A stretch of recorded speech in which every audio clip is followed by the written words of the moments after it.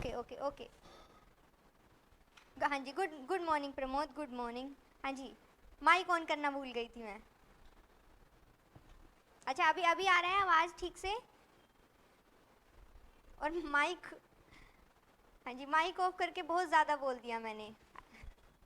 मैं जस्ट ये बोल रही थी कि, हाँ जी ओके ओके, हाँ जी, मैं जस्ट ये बोल रही थी कि कल की क्लास में जो हमने किया था it was just the basic. आज का क्लास जो है वो इम्पोर्टेंट होने वाला है। और आज का क्लास, कल का क्लास था that was all about the understanding, today's class is all about the memorization. You all need to memorize जो भी आज हम करने वाले हैं। So as you can see on the board, the indicators of economic growth and the economic development. So you can see for the economic growth, these four are the basic indicators: the GDP, the NDP, the GNP and NI. Okay, so do not expect that I am going to tell you what are these. I am not going to tell you what are the full form or what is the significance, what is the difference. Why? Because जो हमारा कल का class होने वाला है, our tomorrow class is all dedicated to these four indicators of economic growth. So उस पर हम अब टाइम लगाएंगे ही नहीं। आज हम क्या करने वाले हैं? Today we are going to do the economic development indicator. So basic एक इंडिकेटर लेके हम चलेंगे and we will try to cover all other aspects into a single indicator, that is the human development report. Okay, so it is a annual report and जो ये report है ये हर साल दी जाती है। But as all of you know what happened in 2020 and 2021? COVID. So because of the COVID इतना ज़्यादा fund नहीं था। Why? Because ये जो इंडिकेशन होते हैं basic the human development indicators, ये बेसिक करते क्या हैं? They use to go, they collect the data, they do the survey, और वो जो रिपोर्ट आती है बिकॉज ऑफ दैट रिपोर्ट वो हमें कुछ स्टडी निकाल के देते हैं। So because of the covid there is some commutation restrictions and because of those restrictions हम डेटा नहीं कलेक्ट कर पाए। अब हमसे मेरा मतलब है कौन? जो ये ह्यूमन डेवलपमेंट रिपोर्ट निकाल के देते हैं। हाँ जी, कोई बता सकता है मुझे कौन निकालता है? हाँ जी, in the online. Who said Government of India? अरे किसी ने तो बोला ना, किसने बोला? आपने बोला government of India. Human development report means human, human means words human. So government of India इतना पैसा है क्या हम सर्वे करवाएंगे? और कौन हो सकता है? यूएनडीपी। डर के क्यों बोल रहे हो? It's UNDP. फर्स्ट अभी स्लाइड लगा था तो देख लिया था ना? अच्छा, नहीं देखा था? नहीं देखा तो very good very good very good. बाकी सबने भी यूएनडीपी आंसर दिया है, that's why I am not going to give you points. हाँ जी, कुछ अलग बताओगे तो पॉइंट्स जरूर मिलेगा। So we have 2019 data with us of the human development report 2019 and there is a deadline that by June 2022 we need to give new data, but June 2022 जा चुका है और अभी तक हमें डेटा मिला नहीं है। अब हमें करना क्या है? जो बेसिक इंडिकेटर्स होते हैं, हाउ दे मेजर, कैसे वो सर्वे करते हैं, वो मैं एक आपको आउटलाइन देने वाली हूँ विद द 2019 स्टैंडर्ड डेटा। अब आपको क्या करना है? नियर योर प्रीलिम्स, वो कब है? 2023 में, तो उस तक तो आ ही जाएगा human development report new. So you just need to replace the recent data with the earlier data. Otherwise, the way how they calculate, the way how they do the survey, the indicators, the dimension, they all are going to be the same. So बस आपको क्या करना है? You just need to update. अब वो कैसे होगा? If you are consistent with the newspaper, तो वो तब होगा, ठीक है? So now we are going to proceed toward the human development report.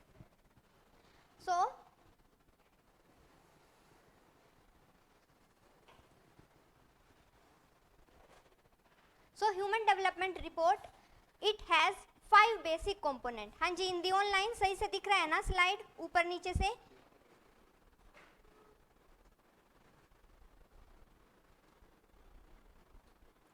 Okay,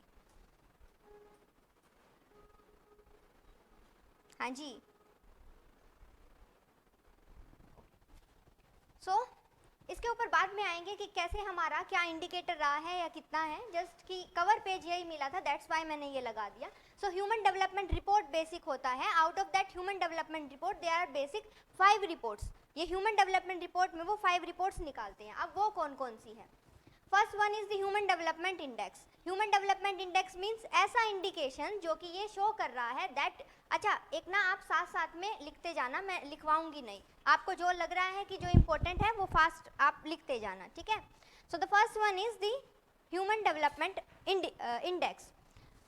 human development index, it is basically showing the human development. So human development report में से if I need to tell you which one is the most important indicator, it is the human development index. Now there are 3 dimensions or 3 indicators which can describe this human development, but we will go by that later. अभी हम बात करते हैं कि other क्या होता है. दूसरा होता है inequality adjusted human development index.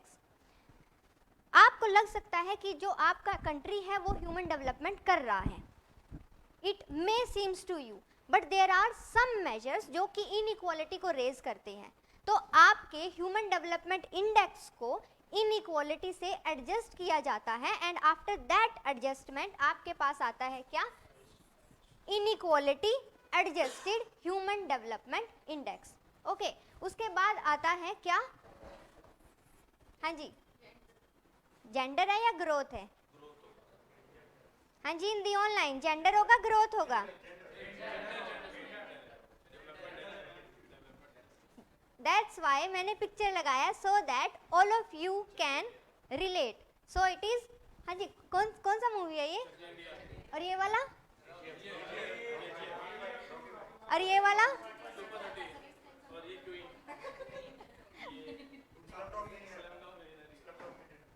Slum dog millionaire, उस वहीं से एक पिक्चर लिया मैंने. So it is the gender development index. अब जेंडर डेवलपमेंट इंडेक्स में बेसिक होता क्या है? The gender development. सो यहाँ पे हम क्या करते हैं, हम मेल का HDI लेते हैं, फीमेल का HDI लेते हैं, वो हमने यहाँ से कैलकुलेट किया है और फिर हम उनका कंपैरिजन करते हैं कि किस बेसिस पे. अगर ये क्या शो करता है कि we are providing you the opportunity, वो हम जेंडर बायस छोड़ के अपॉर्चुनिटी प्रोवाइड करवाएं तो उस अपॉर्चुनिटी के साथ होगा क्या कि आपका डेवलपमेंट होगा इररिस्पेक्टिव ऑफ योर जेंडर. सो हम कंपैरिजन कर रहे हैं यहाँ पे फीमेल HDI का मेल HDI के साथ और फिर हम कंपैरिजन करके देख रहे हैं कि जेंडर का डेवलपमेंट हो रहा है या नहीं हो रहा है. अब मैं ये यहाँ ये नहीं बोलूँगी this GDI it is biased और it is inclined toward the female, मैं ये नहीं बोलूँगी. I am just telling you कि we just need to compare किसको ज़्यादा डेवलपमेंट मिल रहा है, is it female or male, ठीक है. Next it is gender inequality index. Here I am just measuring their development, so it is something which is positive. Gender inequality, it is something which is negative. Inequality means मैं ये देखना चाहती हूँ कि अगर एक फैमिली में there is a male and a female, so दोनों को ही किस एज पर क्या क्या अपॉर्चुनिटी मिल रही है और उनकी उस अपॉर्चुनिटी के हिसाब से उनका कितना डेवलपमेंट हुआ है. सपोज आपका मान लीजिए आप सबने कोई ऐसा केस देखा है कि there is 2 siblings, one is the boy one is the girl. Boy जो है वो एल्डर है and the girl is younger, but फिर भी गर्ल का पहले शादी कर दिया जाता है बॉय से, देखा है. So that's just the gender inequality index. तो जेंडर इनइक्वालिटी इंडेक्स में यही देखा जाता है कि in comparison to a male and a female किसका पहले शादी हुआ है एंड आफ्टर देयर मैरिज कि उनका फैमिली कैसे स्टार्ट हो जाता है, कि जो फीमेल थी वो प्रिपेयर थी या नहीं विद फॉर दोज चेंजेस. तो वो इस तरीके से ये बेसिक एक चेंज देखा जाता है. नेक्स्ट इसमें आता है क्या? Multi dimensional poverty index. कि यहाँ पे अगर if you are comparing the development data, so वहाँ पे एक चीज़ तो ये आ ही जाती है कि डेवलपमेंट इट नेसेसिटेट द ग्रोथ. वो डेवलपमेंट आपके पास आया कैसे होगा, ऐसे आया कैसे होगा? यहाँ पे अगर ग्रोथ आता है तो पहले इस डेवलपमेंट एक ग्रोथ अचीव किया होगा, then it is on the path of development. So it means development में ग्रोथ तो है वही वाला, increase production, increase industrialisation, then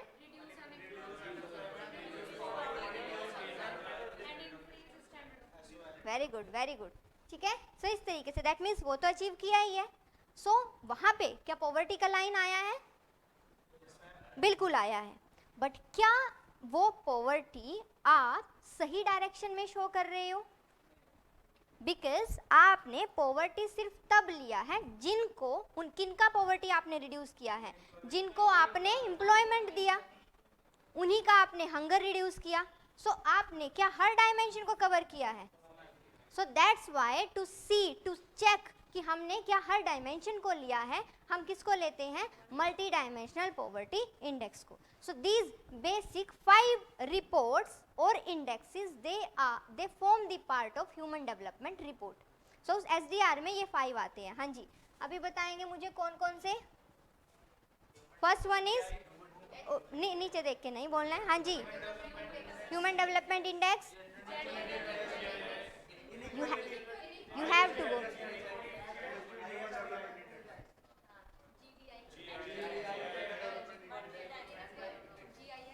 You have to go part wise, क्योंकि ऐसे जाओगे तो याद रह जाएगा, अदरवाइज फिर याद करने में डिफिकल्टी आएगा, ठीक है। सो अब हम फर्स्ट करेंगे। हाँ जी, अब हाँ जी शिवांगी, ये अच्छे से होने वाला है। SDI, ISDI, GII, GDI and MPI। हाँ जी, वेरी गुड रगीब। सो अभी हम क्या करने वाले हैं, हम एक एक करके करते जाएंगे। सबसे पहले हम उठा रहे हैं किसको? अगर ये बोला जाए कि द सोल और the essence of the human development report, it is the human development index, SDI। सो वो हम एक एक करके करेंगे।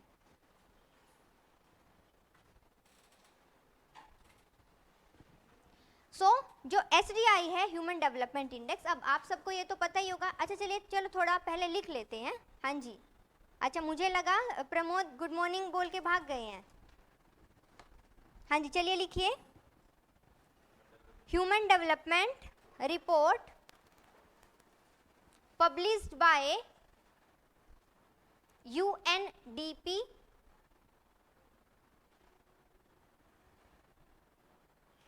हाँ जी, what is the full form? United Nation Development programme.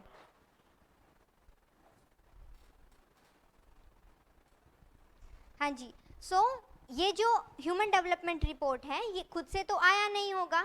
There must be a person जिन्होंने इसका इनिशिएटिव लिया होगा, या फिर जिन्होंने इसको कॉन्सेप्चुलाइज किया होगा। हाँ जी, इन दी ऑनलाइन कोई मेरे को बता सकता है? अगर बता दिया तो पॉइंट मिल जाएगा। इन दी ऑफलाइन अगर कोई बता सकता है तो।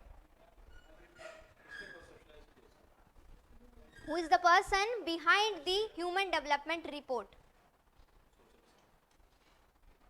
नहीं, मैं एक्सपेक्ट नहीं कर रही हूँ आंसर, बट कुछ को होता है कि आता होता है, बस उसको मैं चांस दे रही हूँ, पॉइंट मिल जाएगा। हाँ जी, इन दी ऑनलाइन। हाँ,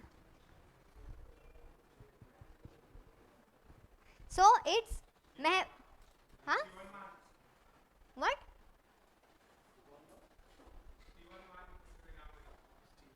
नहीं, सो इट्स महबूब अल हक एंड अमर्त्य सेन, इन दोनों ने मिलकर कंसेप्चुलाइज किया था। हाँ जी, ह्यूमन डेवलपमेंट रिपोर्ट को। हाँ जी, सो लिखिए, सो इन दी ऑनलाइन। हाँ जी, अभी बता रही हूँ, रघीब, अभिषेक, मुकुल एंड कुलदीप, आप चारों को मिल रहा है पॉइंट। इतना फास्ट नहीं दिखता है, वो एकदम से टाइप करते हैं तो इतना फास्ट नहीं हो सकता है। हाँ जी, सो यहाँ पे लिख देती हूँ,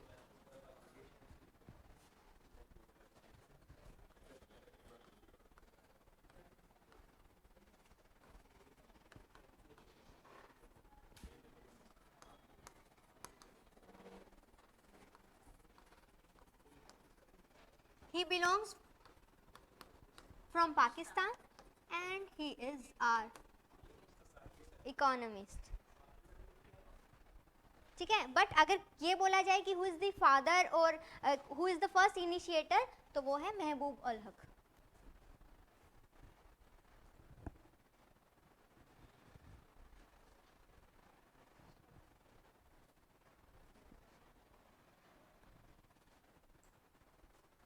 अब इन्होंने ये कब दिया था? They started this from 1990.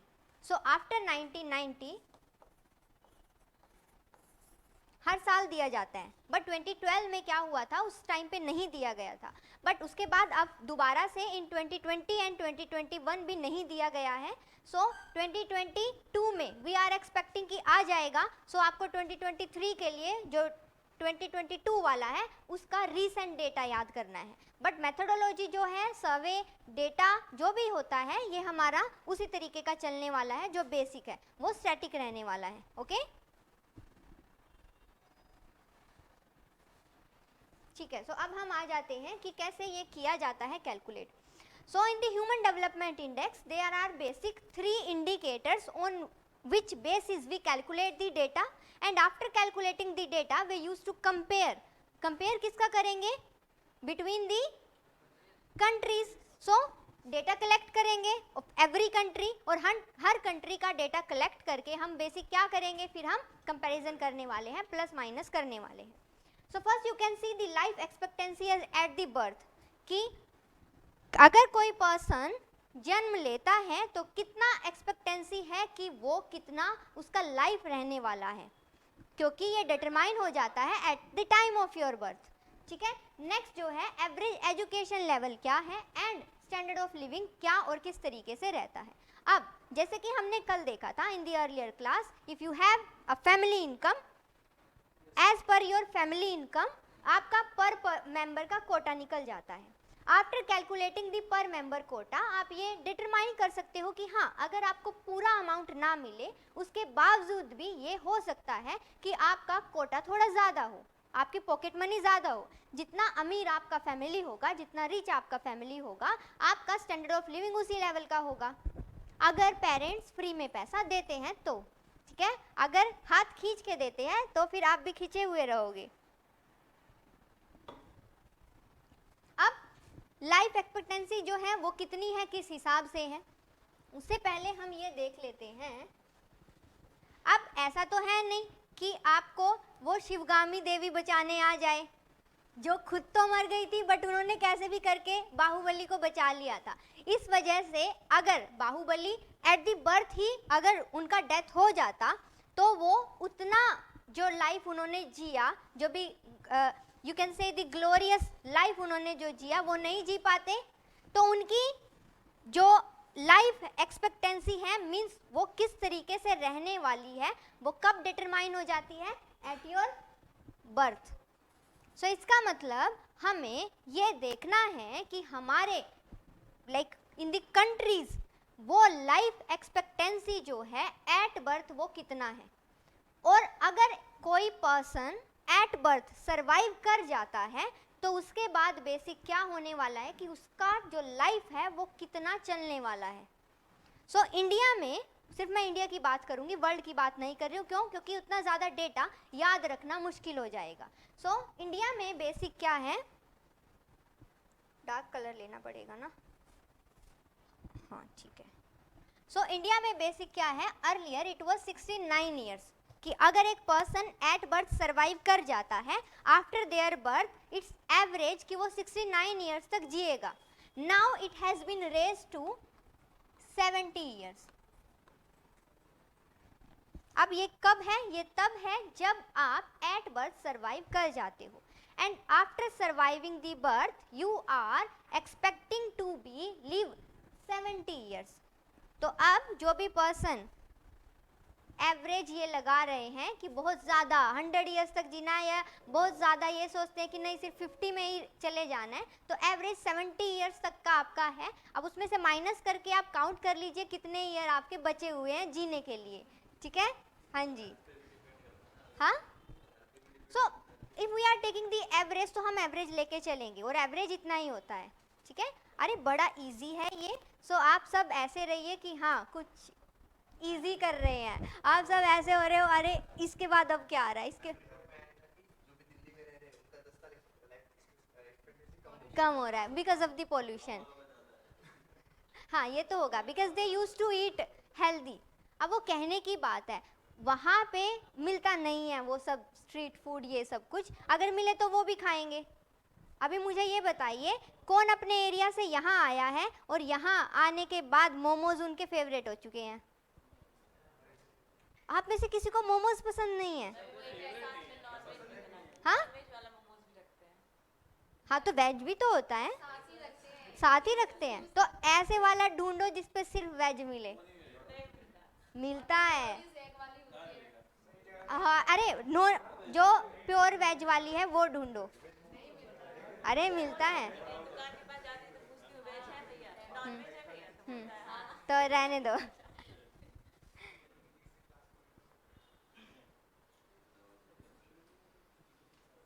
हाँ जी, मुकुल बोल रहे हैं 4 दिन की जिंदगी फिर अंधेरी रात। ठीक है, सो द फर्स्ट इंडिकेटर इज, लिख लीजिए, लॉन्ग एंड हेल्दी लाइफ। अच्छा, आपको थोड़ा हेल्प चाहिए, सो एक सेकंड, इस तरीके से आपको लेके चलना है, ठीक है? ये डायग्राम जो है, अच्छा एक बारी मैं इस पे रोक देती हूँ, आप इसको एक बारी कॉपी कर लीजिए पूरे डायग्राम को, फिर उसके बाद पूरा हम ऐसे समझते चलेंगे, ठीक है? So you can see there are 3 dimensions. Out of those 3 dimension हम बात कर रहे हैं इसकी लाइफ एक्सपेक्टेंसी एट बर्थ, जिसमें कितना बताया मैंने, it's average 69, now it has been raise to 70, ठीक है? उसके बाद नॉलेज में अभी सिर्फ ये लिख के रख लीजिए, ठीक है? उसके बाद हम बात करते हैं। हाँ हाँ, ये हो सकता है मोमोज पार्टी, हाँ मेरी तरफ से, बट मैं सिर्फ वेज देने वाली हूँ, नॉन वेज नहीं अलाउड है।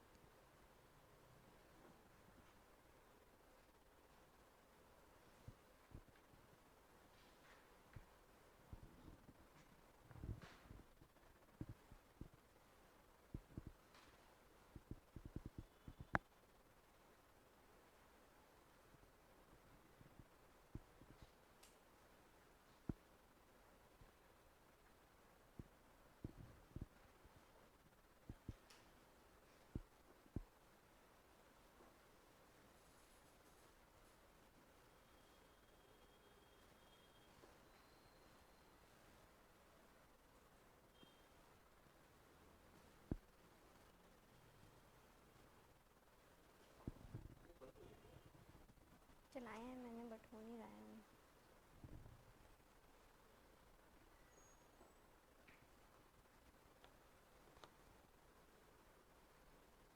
टाइमर तो नहीं लगाया था इसमें?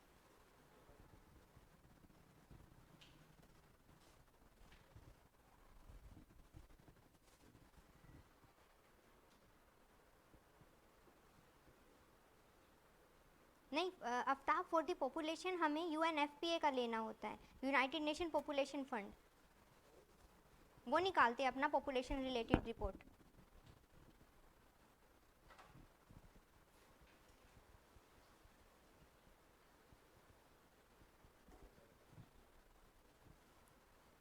वो भी जुलाई के अराउंड आता है। Okay, so the first indicator is the long and healthy life. So long and healthy life में वो कब अचीव हो पाएगा? If we are able to survive at the birth. So उसके बाद जो है हमें देखना है कि वो कैसे आएगा, वो हमें मिलेगा लाइफ एक्सपेक्टेंसी इंडेक्स के थ्रू, ठीक है? वो हमें मिलेगा लाइफ एक्सपेक्टेंसी इंडेक्स के थ्रू। अब इस इंडेक्स में हमें जस्ट देखना है क्या, कि इसमें कोई अदर वे कोई नहीं होता, इसमें जस्ट क्या किया जाता है, इसमें एक डेटा कैलकुलेट किया जाता है कि जो पर्सन है एट बर्थ, उन्होंने, अगर हम बर्थ के टाइम पे मोर्टेलिटी या डेथ की बात कर रहे हैं तो उसमें हम ले लेते हैं infant mortality rate. Infant mortality rate सुना होगा आप सबने, ठीक है, ओके। सो अगर मदर के लिए ले रहे हैं तो हम ले लेते हैं मैटरनल मोर्टेलिटी रेट, बट यहाँ हम बात कर रहे हैं किसकी, एट बर्थ सर्वाइवल के बाद आपका लाइफ कितना लॉन्ग रहने वाला है। सो इसीलिए ह्यूमन डेवलपमेंट में देखिए किसी भी एक पर्सन का अब आपको याद कैसे रखना है, आपको याद ऐसे रखना है कि किसी भी पर्सन का अगर बर्थ के बाद वो ग्रो करना स्टार्ट करता है, कैसे, फिजिकली, और with the passage of time the person grow mentally.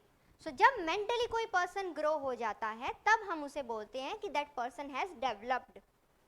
सो अब आपको याद ऐसे करना है कि डेवलपमेंट का मतलब समथिंग विच इज लॉन्ग, क्योंकि कल हमने किया था इट इज ग्रोथ वाला शॉर्ट होता है, डेवलपमेंट वाला लॉन्ग होता है। तो इसीलिए आप ह्यूमन डेवलपमेंट वाले में इन्फेंट मोर्टेलिटी रेट नहीं लेंगे, मैटरनल मोर्टेलिटी रेट नहीं लेंगे, लॉन्ग है तो यहाँ आप लेंगे कि एक पर्सन एवरेज कितने ईयर्स तक उसका लाइफ रहता है, ठीक है, ऐसे याद रह जाएगा। सो इसीलिए लॉन्ग मीन्स क्या, so it has been raise from 69 to 70। So इस तरीके से आपको ये अपना कर लेना है। अब क्या सिर्फ आप अपना लाइफ जी रहे हैं, is it only the important thing, नहीं ना, उसके साथ आपको क्या चाहिए, education. Means how you will develop, सिर्फ जीने से तो डेवलप नहीं होंगे ना, डेवलप आप कैसे होंगे, if you have knowledge, you have education, आप अपने आप को प्रोडक्टिवली यूज कर पा रहे हो। सो अगर आप प्रोडक्टिवली यूज कर पा रहे हो, वो कैसे होगा, आप अपने आप को प्रोडक्टिवली यूज कैसे कर पाओगे, स्किल्ड, और वो स्किल आएगी कैसे, एजुकेशन से, विद टाइम टू टाइम। सो ये किससे आएगी, ये आएगी बेसिक जो है नॉलेज से। अब यहाँ जब हम नॉलेज की बात कर रहे हैं तो यहाँ पे दो चीज़ें होती है, एक होता है एक्सपेक्टेड ईयर ऑफ स्कूलिंग, दूसरा होता है मीन ईयर ऑफ स्कूलिंग, ठीक है। As the name suggest, expected something which is being expected, वो एक्सपेक्ट कौन कर रहा है, दैट इज, अब मैं यहाँ सिर्फ इंडिया का पर्सपेक्टिव लेके चल रही हूँ। सो यू कैन से कि इंडिया का जो गवर्नमेंट है, that government is basically expecting. So जब गवर्नमेंट एक्सपेक्ट कर रही है तो उसमें हम बेसिक ये देखते हैं कि इंडिया में क्या एक्सपेक्ट किया जाता है कि एक पर्सन का एवरेज कितना ईयर स्कूलिंग के लिए जाना चाहिए। मीन्स मान लीजिए ऐसा तो नहीं है कि बस स्कूल में एंटर हो गए, हमारा ऑब्जेक्टिव कब फुलफिल होगा, तब फुलफिल होगा जब हम अपनी, मीन्स हमारे जो पॉपुलेशन है वो स्कूल में एंटर होने के बाद अपना एजुकेशन कंप्लीट कर पाए हैं। सो एक्सपेक्टेड ईयर HDI रिपोर्ट के अकॉर्डिंग बताया गया कि इंडिया में, फिर इंडिया ने अपना वर्जन बताया, इंडिया ने बोला हमारे लिए एक्सपेक्टेड है 12.2 ईयर्स। अब आप बोलोगे मैम 0.2 ईयर्स कौन पढ़ता है, तो ये जस्ट क्या लिया है हमने, एवरेज लिया है, इसीलिए ये इतना है, ठीक है। उसके बाद जो है हम बात करते हैं किसकी, mean year of schooling. Mean year of schooling से मतलब आपने मीन मोड मीडियन किया, मैथ्स में करते थे ना। सो मीन, देखो एवरेज निकालते थे, मीन बेसिक क्या होता था कि मिड वैल्यू जो होती थी उसके बेसिस पे ये निकाला जाता था, मीन्स पूरा ऐड करते थे, फिर उसके बाद जो है एवरेज का बीच वाला पोर्शन लेते थे, मोड मीडियन, ठीक है। सो इस तरीके से वैल्यू निकाल लेते थे। अब बेसिक होता क्या है कि एक्सपेक्टेड में something which is not being achieved, it is being expected from you, but mean is something जो एक्चुअली में हो चुका है और होने के बाद यू आर कैलकुलेटिंग।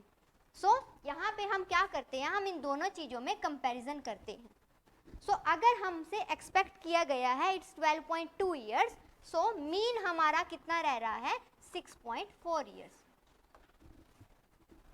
ठीक है। If it is 12.2 is expecting, so we are only achieving 6.4 years. So ये कैसा है, ये हमारा है नॉलेज का पर्सपेक्टिव। अब आपको याद कैसे करना है, आप याद ऐसे कर लेना कि वो तारे जमी पे मूवी होती है ना, सो आमिर खान तो चाहता है कि वो ज़्यादा एजुकेशन ले ले, बट 6 के बाद ही उसका दिमाग चलना बंद हो जाता है। वो उसका नाम क्या होता है, ईशान, हाँ ईशान। सो ईशान का क्या होता है कि जब वो जैसे लाइक 5th के बाद उसको एंटर करवाते हैं ना 6th क्लास में, तो वहाँ उसका दिमाग काम करना बंद कर देता है, कैसे ना कैसे 5th तक तो वो पास हो गया। सोचने वाली बात ये है कि जब उसे हिंदी, इंग्लिश, मैथ्स कोई वर्ड समझ ही नहीं आता, 5th तक वो पास कैसे हो गया। हाँ अच्छा बोर्ड में वहाँ पास ही कर देते हैं, ओके, बट वो तो मूवी दिखाई हुई है। सो इस तरीके से आपको याद करना है कि वो तो चाहता है कि वो 12th तक मीन्स कि क्योंकि उसका भाई आई थिंक उससे ज़्यादा बड़ी क्लास में होता है, हाँ, तो ऐसे याद कर लेना आप कि वो एक्सपेक्टेड है कि वो 12th तक कर जाए, फिर बाद में कॉलेज में चला जाए, क्योंकि हम स्कूल तक का ले रहे हैं। स्कूल में 12th तक का आप ऐसे सोचना है 12 ईयर, बट उसका 6 के बाद ही जो है उसका पत्ता कट जाता है। तो इस तरीके से आपको बोलना है बेसिक 12.2 एंड 6.4 ईयर्स, ठीक है। हाँ जी, oh happy birthday Jyoti. So may all your dreams come true, और आपके जो भी विशेष हैं वो पूरी हो जाए। हाँ जी, आप सब भी इनके लिए क्लैपिंग कर दीजिए, हैप्पी बर्थडे।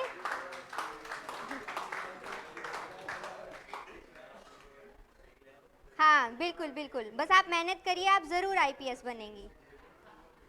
हाँ जी, और ऐसे फ्री में नहीं मिलती विशेष ज्योति, पार्टी भी चाहिए हमें।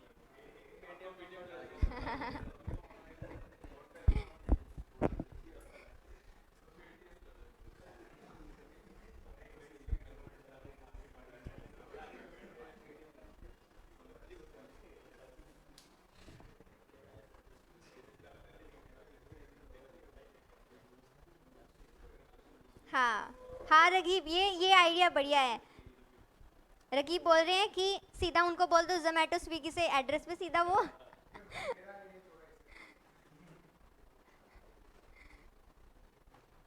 हाँ अच्छा, अभी को मोमोज चाहिए अभी। नहीं, आज मौसम भी अच्छा हो रहा है।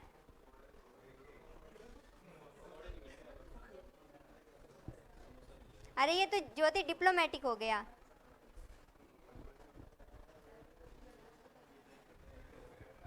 हाँ जी, हल्का सा आप लिख लीजिए। हाँ जी, हल्का सा लिख लीजिए। द मीन ईयर, ये लिख लिया ना, expected year and mean year, उसमें लिखिए the mean year of schooling, the mean year of schooling is increased by 3.5 years, 3.5 years। I mean to say कि ये सिर्फ ये शो कर रहा है कि या there is a difference between your expectation and your actual जो आपने अचीव किया है, बट ये हमने पहले से इम्प्रूव कर लिया है। 3.5 ईयर से ये हमने पहले से इम्प्रूव कर लिया है। इंडिया की बता रही हूँ मैं, सिर्फ इंडिया का बता के चल रही हूँ क्योंकि हर किसी का आप याद नहीं कर सकते, वर्ल्ड एवरेज की आपको ज़रूरत नहीं है, ठीक है। अब नेक्स्ट इसमें लिखिए the expected year of schooling increased by 4.5 year, 4.5 year. So I am repeating, the mean year of schooling increased by 3.5 year and the expected year of schooling is increased by 4.5 year. So there is a difference between the two and the by. When I am saying increased by, इसका मतलब है पूरे के पूरे 3.5 years से increase हुआ है। When I am saying to 3.5 years, तो तब मेरा मतलब होता कि 3.5 years तक हो गया है, ठीक है। So when I am saying by, तो पूरा का पूरा उतने परसेंटेज या उतने ईयर से ये इंक्रीज हुआ है। So this is the basic indicator. इतना आप सबको समझ आ गया है, सो इससे आपको याद रखना है long and healthy life, then knowledge, then आपके पास आपने जी भी लिया, नॉलेज भी ले लिया। अब इसका नॉलेज का what you will do, you will use, और how you will use, you will earn money. अब वो मनी अर्न करोगे, उसके बिना स्टैंडर्ड ऑफ लिविंग कैसे रेज होगा। Money is the most important thing, money is the most important thing. हाँ जी, money is the most important thing. हाँ okay, you have knowledge, with that knowledge you are earning money, ठीक है। Then tell me, money is the most important thing. हाँ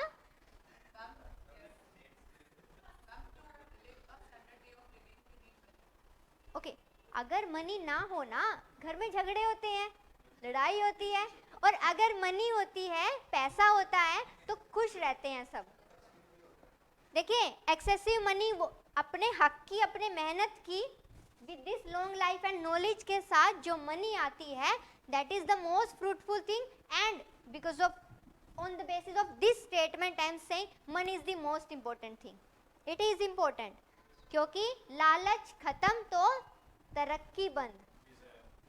क्योंकि अगर लालच नहीं होगा ना कुछ करने का तो आप कुछ करना भी नहीं चाहोगे और आपका फिर तरक्की भी नहीं होगा. ठीक है. सो अब हम आ जाते हैं क्या, the decent standard of living. How you will ensure the standard of living with your physical and the mental aspect. So when your physical, मान लीजिए you have so much knowledge but you are not physically fit, आप बहुत जल्दी बीमार पड़ जाते हो. So you are not able to use yourself productively. So आप नहीं कर पाओगे. इसीलिए इन दोनों एस्पेक्ट्स के बाद हमें मिलता है क्या, डिसेंट स्टैंडर्ड ऑफ लिविंग. अब ये आया है क्या, ग्रॉस नेशनल इनकम आपने निकाल लिया. I am talking about the family income in the yesterday example. उससे आपके पास क्या आ गया, the national income. when you are dividing the national income with the population you are arriving at per capita. So here if I am talking about the standard of living is something which is comparative, which is relative. So when standard of living is relative तो वो हमें per person का निकालना पड़ेगा ना. So जब हम per person का निकालेंगे तो हमें क्या चाहिए, per capita. ठीक है, per capita. अब यहाँ पे आपको ये 3 वर्ड दिखाई दे रहे होंगे, that is PPP in terms of dollar. ठीक है. हाँ जी, क्या होता है ये,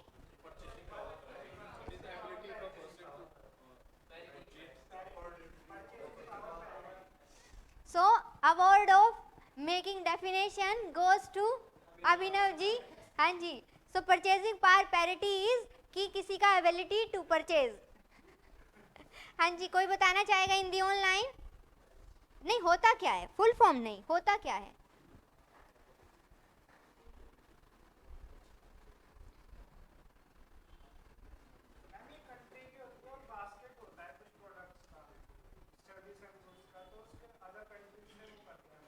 okay, very good very good. 1 point to you Dheeraj, very good. हाँ जी.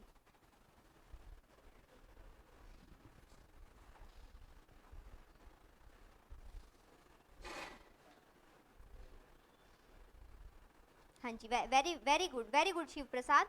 1 point to you. Power to purchase a good. नहीं दीपराज.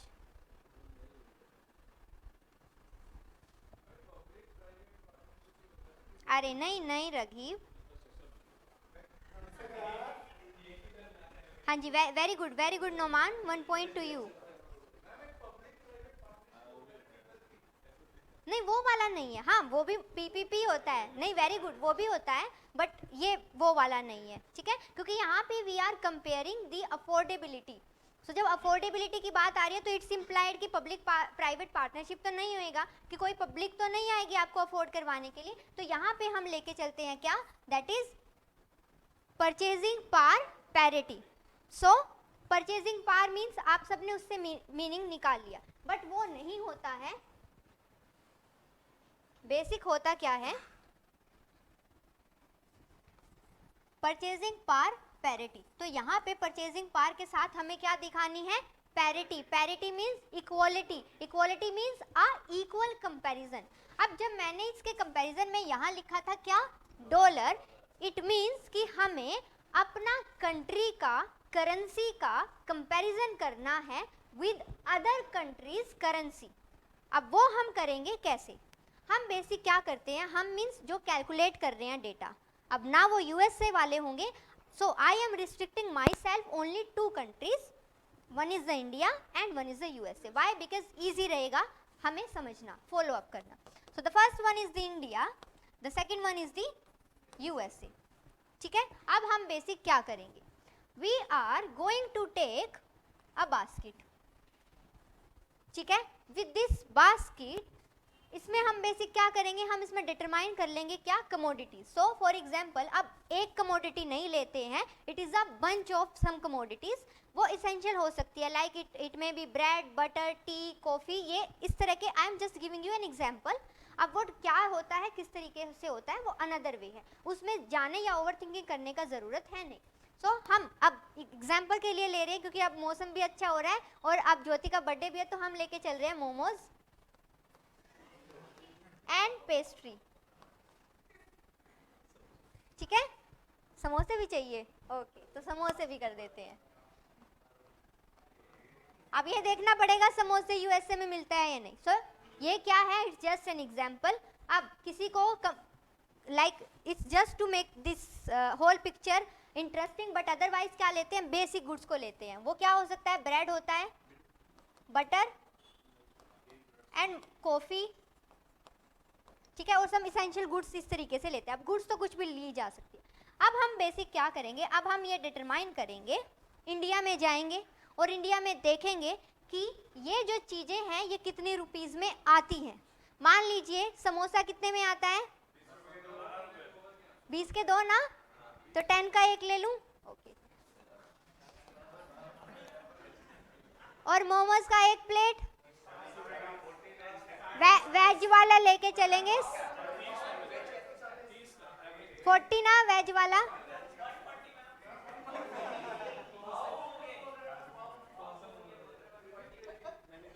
एंड पेस्ट्री 60 में लगा लूं, 60 में आती है अच्छे वाली। ठीक है, ये मैं किसका लेके चल रही हूँ, इंडिया का लेके चल रही हूँ। टोटल कितना हुआ, नहीं इसको 100 कर लेते हैं फिर इजी रहेगा। 50 में कर दिया मैंने पेस्ट्री, ठीक है, तो ये कितना आया है 100। तो ये 3 कमोडिटीज हमने चेक किया, इंडिया में कितने में आई है, ये 100 में।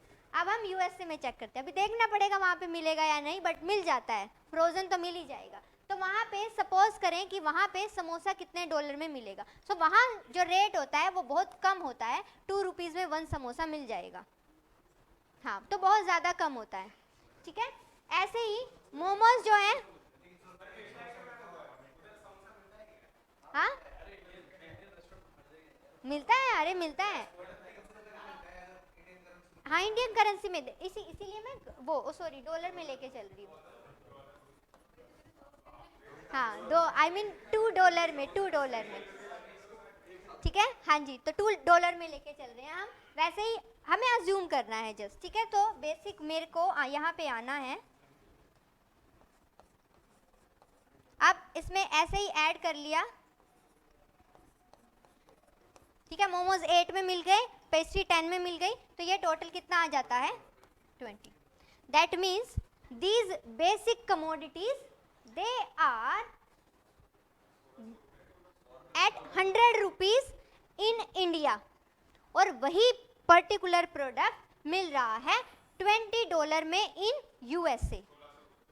हाँ, तो यहाँ पे हम बेसिक क्या कर रहे हैं, यहाँ पे जस्ट हम ये देख रहे हैं कि पर्टिकुलर बास्केट ऑफ कमोडिटीज कितने में मिल रही है। अभी हम कंट्रीज को बीच में नहीं लाए हैं, करेंसीज को बीच में नहीं लाए हैं।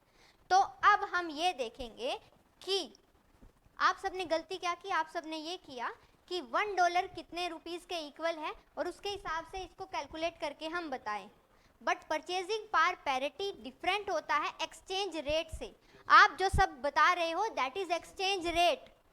वाई? क्योंकि आपको पता है कि 1 डॉलर कितने रुपीस के एक्सचेंज में मिलता है, उसके हिसाब से आप मुझे बता रहे हो कि ये इतने में मिलेगा।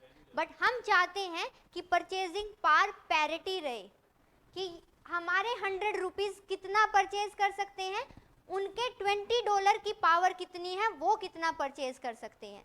तो हमारे 100 रुपीस उनके 20 डॉलर के इक्वल माने जाएंगे at PPP basis. Are you getting my point? Means when we are going to purchase something and we want to check the purchasing power of our own currency, तो तब हम एक basket of commodities लेंगे and on the basis of this commodity we are going to compare the purchasing power of our own particular currency। और फिर उसके बाद जो रिजल्ट आएगा उसमें हम डिवाइड करेंगे क्या, कि अब क्या निकल के आएगा, अब ये निकल के आएगा कि 1 dollar is equal to 5 rupees on या at PPP basis, not at the exchange rate. ठीक है, सो उस बेसिस पे अब यहाँ सवाल ये उठता है कि एक कुछ इसमें रिलेटिव रखना पड़ता है क्या, कि सेम क्वांटिटी आप नहीं अज्यूम कर सकते। मीन्स अगर आप बोलो कि सेम ब्रेड का पैकेट, ठीक है, बस आपने क्या किया है कि स्टैंडर्ड साइज आप लेते हो कि स्टैंडर्ड साइज के हिसाब से वहां पे कितने में मिलता है, हमारे यहाँ कितना मिल रहा है, ठीक है। So this is particular case. So ये होता है परचेजिंग पावर पैरिटी। हाँ जी, एक्सचेंज रेट की हम बात नहीं करेंगे। Yes, with the purchasing power parity we try to arrive at equality, equality in only in the comparison. Otherwise तो क्या इक्वालिटी मिल रहा है क्या यहाँ पे, बस कंपैरिजन में हम ये बताना चाहते हैं जितना आपका $1 वहाँ सामान खरीद सकता है उतना हमारा 5 रुपीज यहाँ सामान खरीद सकता है, हम ये बताना चाहते हैं। Is it clear to everyone? अच्छे से? So tell me what is the difference between the exchange rate and the PPP? क्या क्या?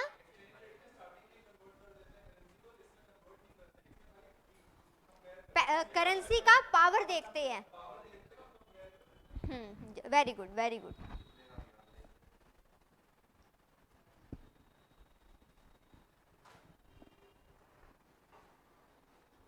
सो जैसे कि मैंने आप सबको होमवर्क दिया था कि you all need to have the rank of the GDP. So आप सबने आई थिंक जीडीपी में रैंक देखा होगा नॉर्मल लेवल पे। अगर आप सब जीडीपी का रैंक देखो एट पीपीपी बेसिस पे तो 3rd रैंक आता है, अदरवाइज क्या रैंक है?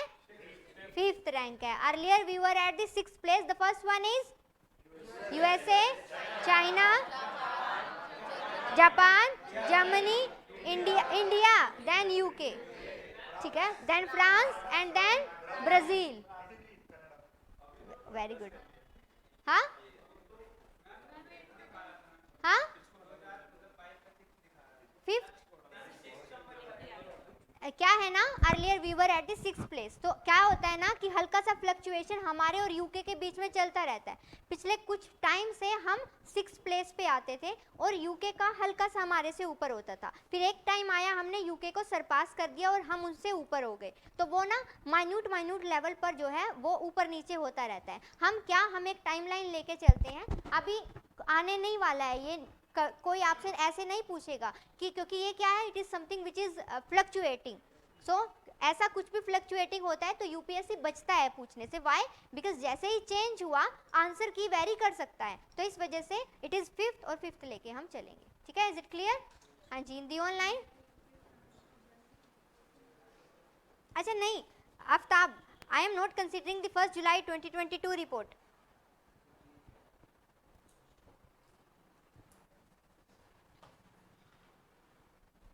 हाँ इसीलिए बता रही हूँ,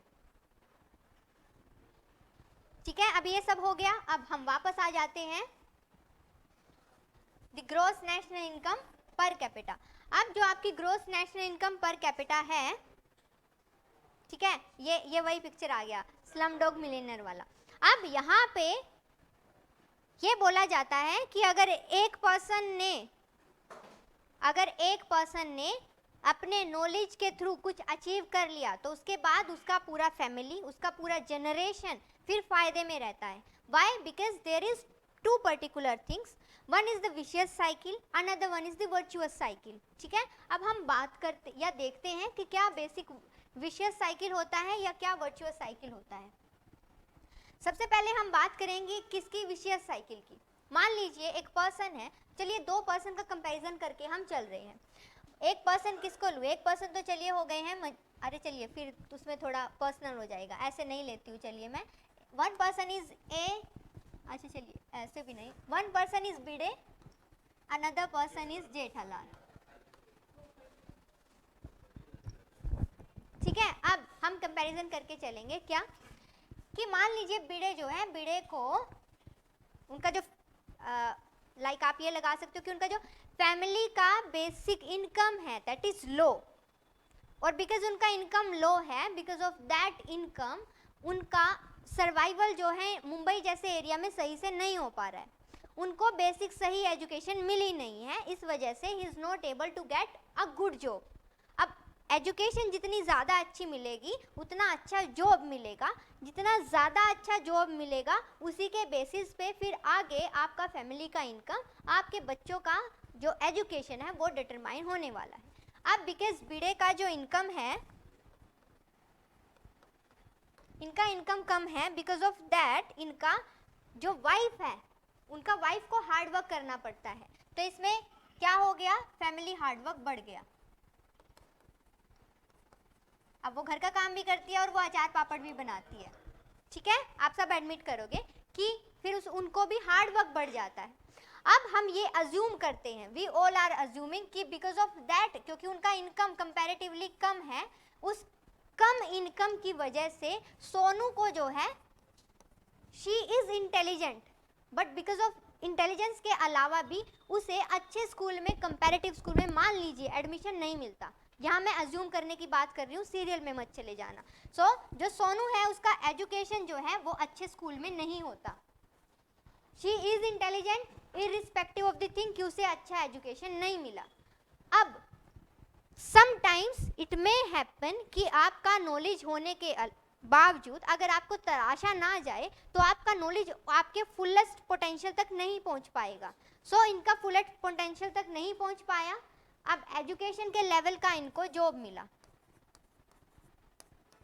मींस लेस इनकम।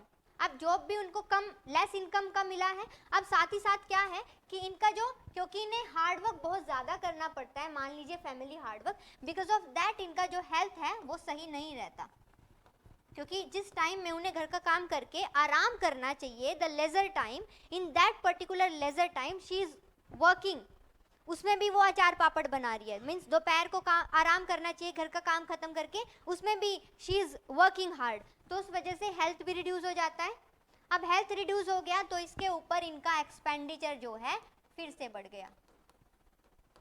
ये सब किस वजह से हो रहा है, because of less income, because of less income. अब इनको जॉब, अब होना क्या चाहिए था कि सोनू को जैसे ही जॉब मिलता और अगर अच्छा जॉब मिलता तो इनका फैमिली का पूरा सिस्टम सही हो जाता, but because of low education इनको जॉब भी कम वैल्यू का मिला है, तो इस वजह से ये कुछ इतना ज़्यादा ऐड ऑन नहीं कर पा रही है, तो इनका फैमिली इनकम जो है वो कम ही है। अब आगे क्या होगा कि मान लीजिए सोनू का मैरिज होता है, उसके बाद जैसा फैमिली का बैकग्राउंड होता है, आप सब प्रैक्टिकली देखिए, कोई मुझे कुछ भी बोल सकता है, बट प्रैक्टिकली यही चीज़ है कि फैमिली के लेवल के अकॉर्डिंग ही आगे फिर फैमिली के उस लेवल में शादी होती है, ठीक है। ऐसा नहीं है कि कोई बिल्कुल ही ऐसे और बिल्कुल ही करोड़पति के शादी हो जाती है, ऐसा नहीं होता है। क्यों? क्योंकि चाहे कोई करोड़पति हो, चाहे कोई रोडपति हो, चाहे कोई कैसा भी क्यों ना हो, चाहे कोई अपने आप में आइडल्स बड़े बड़े मानता हो, बट हर कोई दहेज को नलिफाई नहीं कर सकता। It is practical. जिनका शादी हुआ है, जिनका होने वाला है, वो भी देखना, कोई तो ये बोल देता है कि हमें नहीं पता, हो रहा था, हम नहीं चाहते थे, बट हम बोल भी नहीं पा रहे थे, ठीक है। सो ये सब चीज़ें जो है एडमिट करनी पड़ेगी, ये होता है। सो उस वजह से इनके ऊपर बर्डन आ गया, उसी लेवल में शादी हुआ और उसके बाद उसी लेवल में उनके आगे चाइल्ड को एजुकेशन मिला, तो ये इस पूरे साइकिल को हम क्या बोलेंगे, इट इज़ विशियस साइकिल।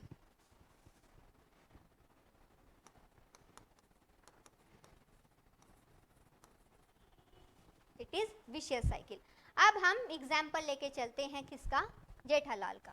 अब जेठालाल का बेसिक क्या होता है, मान लीजिए अज्यूम करते हैं कितना ज़्यादा इनकम नहीं है, बट बीड़े से थोड़ा सा सिचुएशन सही है, तो मैं ऐसे लेके चल रही हूँ कि न्यूट्रल सा इनकम है। अब क्योंकि इनका न्यूट्रल सा इनकम है, तो अब इस वजह से बस क्या हो गया है, कंपैरेटिवली इनका जो फैमिली हार्डवर्क है वो कम हो गया है। मीन्स इनकी वाइफ को भी बहुत ज़्यादा हार्डवर्क, मीन्स इनके पूरी फैमिली को बहुत ज़्यादा हार्डवर्क करने की ज़रूरत है नहीं, तो ये कम हो गया। अब नेक्स्ट क्या होता है कि इतना ज़्यादा इनकम इनका नहीं है, तो ये क्या करते हैं, ये ले लेते हैं लोन। इन्होंने क्या किया, लोन ले लिया। लोन किस लिए लिया इन्होंने, सो दैट कि ये टप्पू को एजुकेशन प्रोवाइड करवा सके। कैसी, टॉप स्कूल और टॉप कॉलेज में, ऐसे लोन इन्होंने ले लिया। अब टप्पू में इतना ज़्यादा इंटेलिजेंट नहीं था, बट अब क्योंकि ट्रेन किया जाए अच्छे एरिया में, अच्छे स्कूल में उसको मिल रही है एजुकेशन, अच्छे कॉलेज में मिल रही है, तो इस वजह से क्या होता है, इन्हें मिल जाती है अच्छी जॉब, इनकी हो जाती है बहुत हाई इनकम, और विद दैट हाई इनकम ये अपना लोन का जो अमाउंट है वो भी पे कर देते हैं, और फिर आगे फिर अब ये इतना ज़्यादा अर्न कर रहे हैं तो फिर इन्हें लोन लेने की ज़रूरत नहीं पड़ेगी, आगे इन्हें अपने चाइल्ड को अगर एजुकेशन देना हुआ तो इन्हें लोन लेने की ज़रूरत नहीं पड़ेगी, इनके बच्चों को और ज़्यादा अच्छी जगह पे एजुकेशन मिलेगी। अब इन्हें ज़्यादा फैमिली हार्डवर्क, फिजिकल हार्डवर्क नहीं करना पड़ता है, तो हेल्थ के ऊपर असर नहीं होगा इतना बुरा, तो इसको हम क्या बोल सकते हैं, this is the virtuous cycle. Means कि virtuous cycle is the one कि जहां एक एक्स्ट्रा पुश के बाद आपका साइकिल पॉजिटिव में चेंज हो जाता है, एक्स्ट्रा पुश के बाद आपका साइकिल पॉजिटिव में चेंज हो जाता है।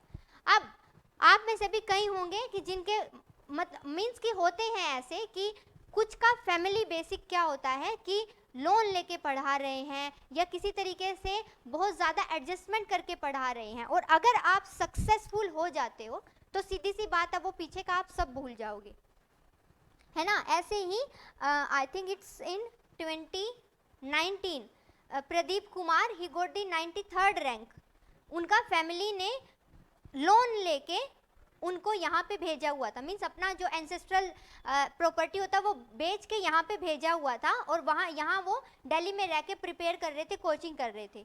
सो उनका फर्स्ट टाइम में रैंक आया 93rd, और उसके बाद फिर से क्योंकि उन्हें ही इज़ फ्रॉम मतलब IAS नहीं मिला था 93rd रैंक पे, तो उन्होंने फिर से एग्ज़ाम दिया एंड ही गॉट 26 रैंक, ठीक है। तो इस तरीके से अब उनको 26 रैंक मिल गया और अब वो IAS बन चुके हैं। तो उसके बाद उनका पूरा फैमिली का अपलिफ्टमेंट हो चुका है।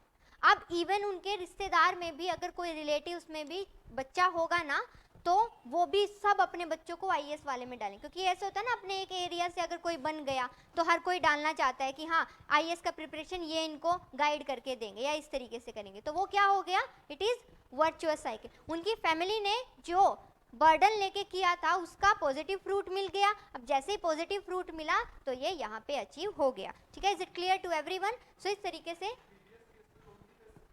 हाँ तो वही तो था कि लोन नहीं लिया,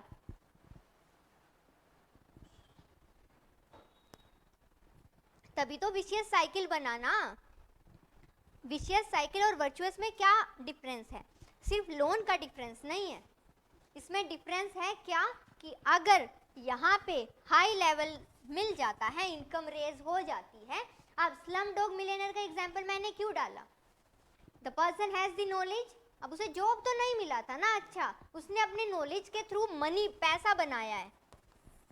अब उसने पैसा बनाया तो अब वो स्लम से निकल जाएगा, उसका पूरा फैमिली स्लम से निकल जाएगा, और अब नेक्स्ट जनरेशन में उनका अपलिफ्टमेंट हो जाएगा। So are you getting my point? Loan is not the only point, the point is that with your knowledge you are able to uplift yourself and to your family। ऐसे इन दी super 30 वो सब गरीब थे, अब जिन जिन को admission मिल जाएगा क्योंकि वो नॉलेजेबल थे IIT में, आगे वो जॉब लेके लास्ट में वो एक स्पीच नहीं दिखाते हैं कि हाँ, तो उस तरीके से वो पूरा क्या शो कर रहा है, virtuous cycle. Is it clear to everyone? हाँ जी, कौन बढ़ेगा, अरे ये कौन बनेगा करोड़पति का नहीं है, ये स्लम डॉग वाले में से है। ये तो यहाँ पे अमिताभ बच्चन थोड़ी दिख रहे हैं, अनिल कपूर। हाँ जी, मैं गरीब हूँ, मुझे कौन बनेगा करोड़पति बना दीजिए, ठीक है। Is it clear to everyone? So ये हमारा कंप्लीट होता है क्या, SDI। यस, सो एक रिवीजन के लिए human development index 3 basic dimensions, यहाँ S आना था बट पिक्चर में यही मिला, ठीक है।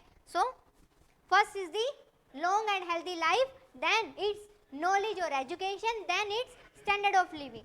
सो in the long and healthy life, life expectancy कितना है, इट्स 70। अब वो मैं क्यों बता रही हूँ रेज हुआ है, इसीलिए क्योंकि अब हम पॉजिटिव नोट पे हैं, क्योंकि अभी आपको पता चलेगा कि हमारा जो HDI नंबर है वो कम आया है, उसके बावजूद भी हम ये दिखाएंगे कि काफ़ी इंडिकेटर्स पे हमने प्रोग्रेस किया है. Next it is education. Expected is 12 and 6.4. High living of standard, gross national income per capita. ठीक है, इसमें लिख लीजिए कितना बताया गया है कि हमें हमारा कितना है gross national income per capita. It is 6,681 6,681 and it is in terms of dollar at PPP basis. At PPP basis.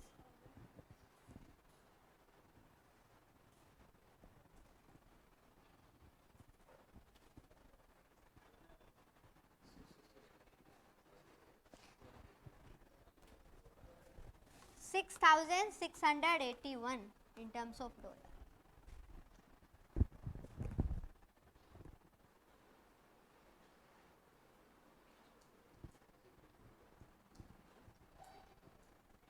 हाँ जी आफ्ताब, वो ये ना लेटेस्ट जो है इस डेट का नहीं रखेंगे, जो लेटेस्ट हमारा 2023 के पास देखेंगे वो वाला देखेंगे. अभी हल्की सी फ्लक्चुएशन के बाद ये फिफ्थ मतलब 6th हम पहुंच गए हैं, बट अर्लियर हम 5th पे थे, इसीलिए 5th वाला लॉक करके हम 5th वाला लेके चलेंगे. ठीक है, हाँ जी, बहुत ज़्यादा है हमारा पर कैपिटा इनकम, बहुत ज़्यादा शो होता है. क्यों? क्योंकि इनइक्वालिटी है.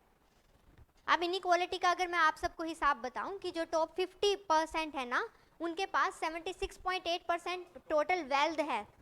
इस वजह से वो स्प्रेड नहीं होता है, जैसे कि मैं बताती हूँ. अब आपका जो मान लीजिए फैमिली इनकम 5 लाख रुपीज़ है, तो 5 लाख आपके फादर के हाथ में है, बट आपका कोटा 1 लाख का बनता है. उसमें से आपको 10,000 भी मंथली नहीं मिलेंगे, 5,000 मिल सकते हैं ज़्यादा से ज़्यादा.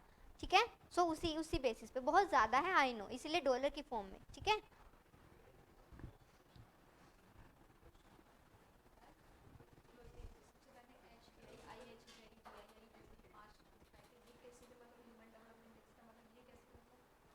जैसे ओके, सो हम अभी ये करके आ चुके हैं, ये हम करके आ चुके हैं. इसमें हमने कौन कौन से HDI में हमने ये इंडिकेटर ले लिए हैं. अब हम ISDI के पास जाने वाले हैं. उससे पहले हम देखेंगे कि हमारा पहले 129 रैंक था, अब हमारा रेज होके 131 रैंक हो गया है. ठीक है, सो 131. अब ये आपको लगता है कि ये हमारा रैंक रेज हुआ है, बट इसको हम देखते हैं उल्टा. मीन्स कि आप फिसल के 2 स्लिप्स जो है नीचे गिर गए हो, तो हम इस बेसिस पे ये लेते हैं. हाँ जी, और इसमें लिखिए, इसमें हमें क्या होता है ना कि हमें पॉइंट्स दिए जाते हैं. मीन्स कि कैसे किया जाता है एक बार मैं आपको बता देती हूँ. इस पे और इस पे, इन तीनों वैल्यू के बेसिस पे आप वैल्यू डिटरमाइन कर लोगे.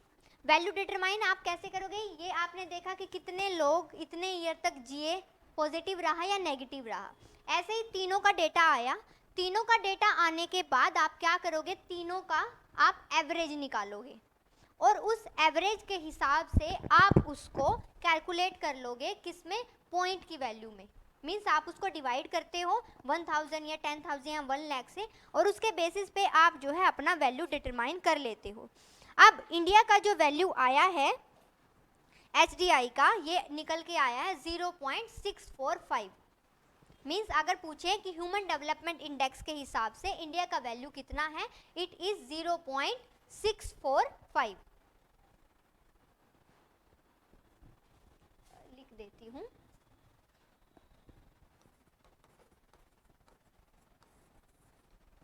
$0.645. अब अगर बात करूं मैं कि हम कुछ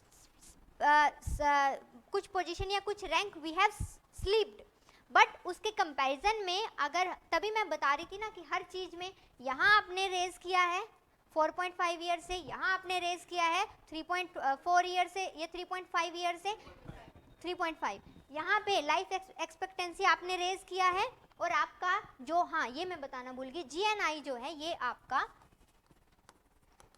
268% रेज हुआ है, 268% रेज हुआ है। तो ये सब चीजें शो कर रही हैं कि आप बाकी आपसे बहुत ज्यादा अच्छा कर रहे हैं, बट आप भी अच्छा कर रहे हो, ठीक है। अब क्योंकि जब ये है तो इसमें आप लिखिए India's HDI increased from 0.429 to 0.645 और ये हम कंपैरिजन लेके चले हैं 1990 to 2019, 1990 to 2019, ये लिखा हुआ है। India's HDI is increased from 0.429 to 0.645 and ये कंपैरिजन हम लेके चल रहे हैं 1990 to 2019, ठीक है।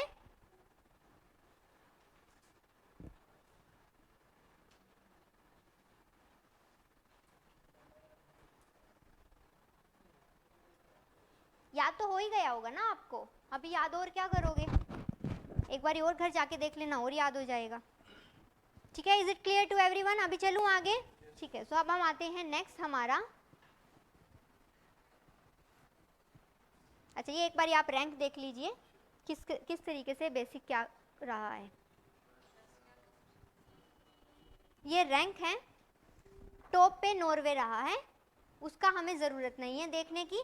ये मैं क्यों, ये वाला स्लाइड क्या है, ये न्यूज़पेपर में आया था, ठीक है। हाँ हाँ, अच्छा उस टाइम पे तो अच्छा था ना, इट्स अबाउट द 2019, 2020 और 2021 से तो आया ही नहीं है, ठीक है। सो इसमें आप देख सकते हो कि इंडिया का रैंक, अब ये जो आसपास के कंट्रीज है ना उनके साथ कंपैरिजन शो हो रहा है कि बांग्लादेश का हमसे पीछे है, नेपाल हमसे पीछे है, पाकिस्तान, देखिए बाकी सारी दुनिया हमसे आगे रहे बट हमारे नेबर हमसे पीछे रहने चाहिए। अभी तो हो गया है वो, अब तो वो बस उसका हाल ही खराब हो चुका है, तो अब तो वो भी पीछे चला जाएगा, ठीक है।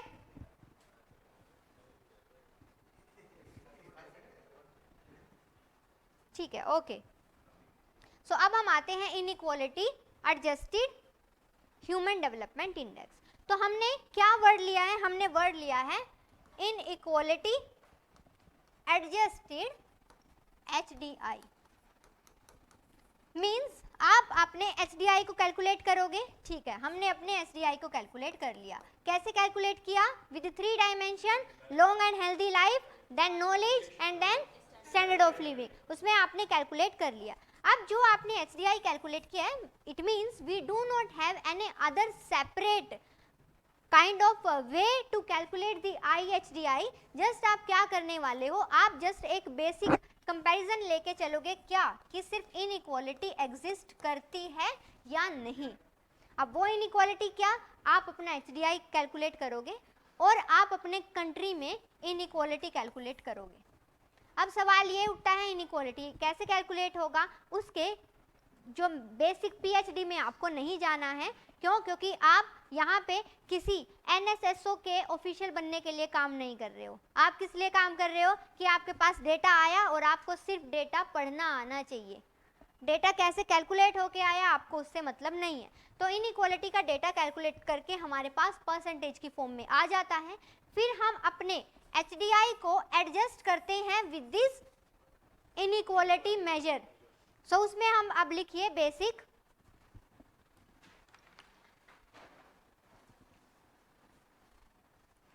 R। अच्छा, चाइना को कैसे पीछे करें? चाइना को हम पीछे नहीं कर सकते। दो ही तरीके हैं, या तो दूसरे को पीछे कर दो या तो खुद आगे चले जाओ। खुद आगे जा सकते हैं, तो अब क्या हम खुद चाइना से आगे जा सकते हैं?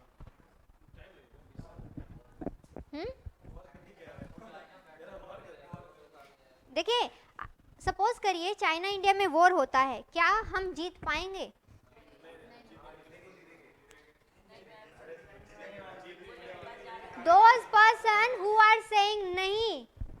वो मोस्ट, अब हाँ एंटी पेट्रियोटिक नहीं, इट्स जस्ट अपॉन कि अभी आपको कितने डायमेंशन का पता है इसके बारे में आप पढ़ना, ठीक है। तो जैसे आप फिनलैंड का होमवर्क करके आए हो, नहीं करके आए हो, ठीक है, तो क्या क्या करके आए हो, बस एक एक एक स्मॉल से उसमें मुझे बता दीजिए वो ऐसा क्या कर रहे हैं जो हमें करना चाहिए और हम नहीं कर पा रहे हैं। Are also mixed economy,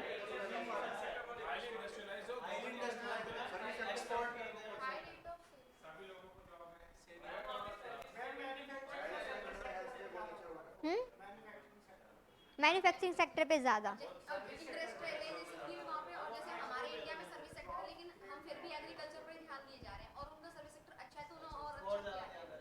okay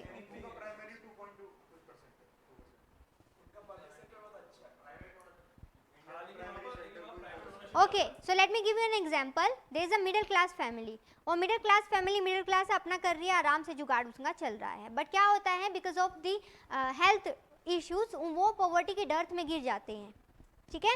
अब वो क्यों हुआ है, because of unaffordable health infrastructure, health services, ठीक है। अब ऐसे ही एक पूरा फैमिली अच्छे से सर्वाइव कर पा रही है, बट वो क्या हो जाता है फिर उनके चाइल्ड को उनको एजुकेशन देना पड़ रहा है, एंड वो एजुकेशन जो है अगर अच्छे स्कूल में देना है फॉर अ ग्रीड की अच्छी जॉब मिले तो उन्हें बहुत ज़्यादा फी देना पड़ रहा है। सो बिकॉज ऑफ दैट उनका जो स्टैंडर्ड ऑफ लिविंग है वो डिस्टर्ब हो जाता है। So two particular basic aspect, first one is the education and the health, these two are free in the Finland, total free, हाँ यस, प्रोग्रेसिव टैक्स भी लगता है वहाँ पे। देखिए our income tax is also progressive tax, in indirect tax is basically regressive, income tax is progressive, yes exactly very good, very good, and 1 point to you, first time मिल रहा है आपको, second time, okay so he was saying कि वहाँ पे private और public school का differentiation नहीं है। अब आप सब एडमिट करोगे what is the situation of the public government schools in India, very poor. What is the position of the government colleges in India? So अगर हम ये कॉलेज के लेवल पे कर पा रहे हैं, why not at the school level? So ये बेसिक, अब ये फिनलैंड का जो केस स्टडी है ना, ये ऐसे ही मत खराब कर देना, इसको वैल्यू एडिशन मटेरियल में रख के रखना, ये आपका स्टडी है, आपने किया है, इसको आपको किसी ना किसी सॉल्यूशन में ज़रूर यूज़ करना है, ठीक है। अभी मैं कुछ और भी तो बता रही थी ना, ये देखना आप, अभी कुछ बता रही थी ना मैं, हाँ इंडिया और चाइना, यस। अब आपका होमवर्क क्या है, आपको ये देखना है कि इंडिया और चाइना को कौन कौन से एस्पेक्ट पे कंपैरेटिव लेवल पर क्या क्या पोजीशन है।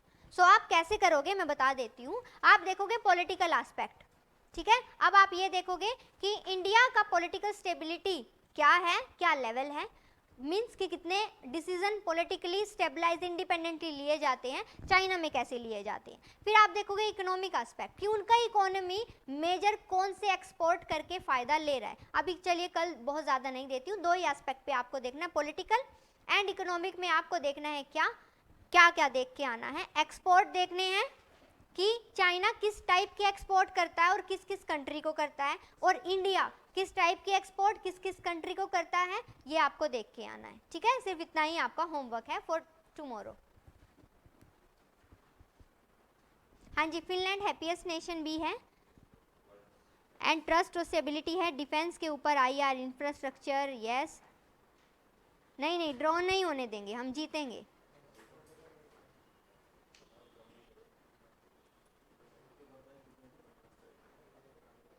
yes Malik, we can say this and it is the major thing। और जब मैंने पॉलिटिकल, चलिए फिर वो मैं कल चेक करूंगी कि पॉलिटिकल एस्पेक्ट पे कौन से पॉइंट लेके आया है, ठीक है, अभी नहीं बताती हूँ सब। बस अब हम आ जाते हैं इनइक्वालिटी एडजस्टेड। इनइक्वालिटी एडजस्टेड में लिखिए ड्यू टू, अच्छा our HDI is 0.0 0.645, but due to loss from inequality, due to loss from inequality R, पहले इसको आवर बोलते थे, अब आर बोलने लगे हैं, तो जब भी मैं आर बोलूँ ना तो ये वाला मत लिखना, ये वाला लिखना, ठीक है। मीन्स जब सेंटेंस स्टार्ट कर रहे हैं तो आर IHDI इज 0.537। अब मुझे बता दीजिए, इज इट पॉजिटिव और negative? Earlier we okay, so earlier we are at the 645 and because of inequality our HDI reduced to 537. So now tell me, is it positive or negative? Inequality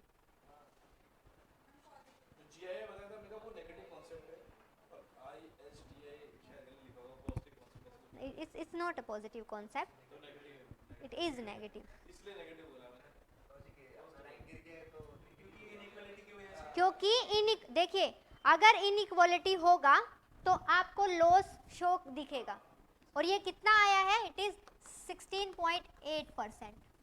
means कि आपके HDI में 16.8% का loss हुआ है and because of that it comes under 0.537. अगर inequality, it shows that there exist inequality and because of that आपका human development नहीं हो पा रहा, because if there is inequality तो ह्यूमन डेवलपमेंट होगा क्या? जैसे कि अभी मैंने बताया कि वो जो 50% उनके पास कितना है, 76.8% of the wealth of India, बाकी के 50% के लिए कितना बचा, अभी आप खुद ही देख लीजिए, ठीक है। सो इस तरीके से आपको बेसिक के कंपैरिजन करना है। So because of this loss indicates that there exist inequality and if there is inequality there is no human development, ठीक है। सो इस तरीके से बेसिक होगा। सो ये यहाँ पे आपका खत्म होता है IHDI। अब हम आ जाते हैं our third one, that is gender development index. तो वापस से एक बारी देख लेते हैं,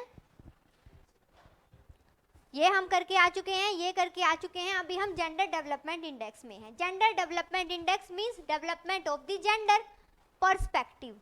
सो we are going to compare the HDI of the male with the HDI of the female, ठीक है। सो उस तरीके से अब HDI में जो हमने डेटा लिया था, जो हमने डायमेंशन ली थी, the same we are going to take in the GDI, ठीक है। सो उसमें हम बात करते हैं क्या, ये देखिए, the female same indicator, the male same indicator and now we are going to get the gender development index.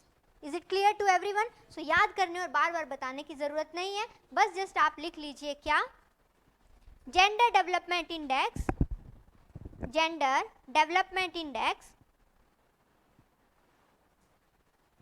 come as 0.820, ठीक है। ये इतना है। वर्ल्ड का एवरेज कितना है, वर्ल्ड का एवरेज है 0.943, 0.943। सो मीन्स हम सही कंपैरेटिवली आपको लगेगा कि HDI से तो ये ज़्यादा आ गया, बेटर आ गया, बट इसमें बेसिक क्या होता है कि वर्ल्ड के साथ अगर हम देखें तो वहाँ हमारा सही नहीं है, ठीक है। सो एक थोड़ा मैं डेफिनेशन लिखवाना चाहूँगी इसी के अंडर। फर्स्ट वन लिखिए लाइफ एक्सपेक्टेंसी, क्योंकि यहाँ इंडिकेटर है ना तो हम लेके चल सकते हैं। सो लिखिए लाइफ एक्सपेक्टेंसी, इसमें लिखिए ए statistical measure of how long an average person is expected to live based on demographic factor such as birth year,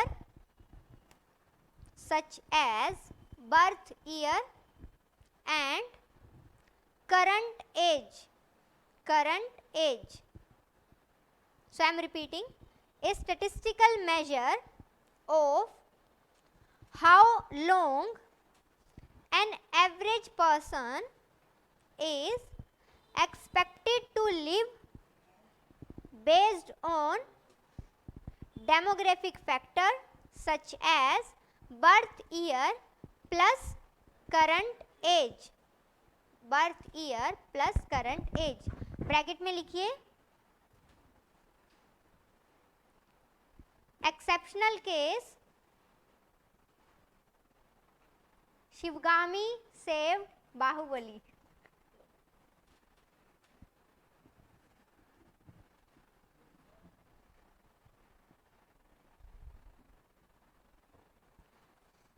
Who are those legends जिन्होंने की बाहुबली नहीं देखा? क्यों? हाँ जी, और बाकी सबने देखा है? पूरा नहीं देखा? अच्छा, स्टोरी बताएं. अच्छा, देखा नहीं है अभी. और अनुराग, अरे वाह. देखिए, एजुकेशन में कुछ नहीं लिखवा रही हूँ, ऐसे लिख दीजिए सेकंड. फर्स्ट आपने लिख लिया ना लाइफ एक्सपेक्टेंसी, सेकंड लिख दीजिए एजुकेशन, थर्ड लिखिए फिर GNI. थर्ड एजुकेशन लिख के खाली छोड़ दीजिए. सेकंड, थर्ड लिखिए GNI. इसमें लिखिए gross national income. Gross national income measures the total domestic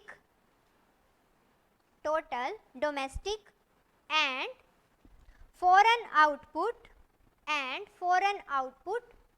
generated by foreign output.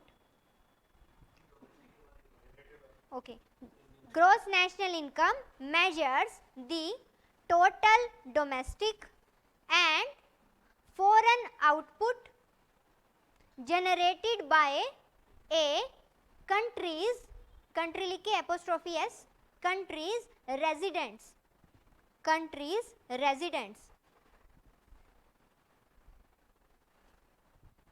Okay, so now a question arises, what is basic definition for a resident and for the citizen? तो ये basic क्या है ये हम कल की class में करेंगे, क्योंकि हम नेशनल इनकम कर रहे हैं तो वहीं पे करेंगे ये. अभी उसमें टाइम हम नहीं डालेंगे, बस आप अभी इसको रेजिडेंट लिख के ही छोड़ दीजिए. ठीक है. सो अभी हमारा हो चुका है GDI. अभी हमारा कौन कौन सा बचता है?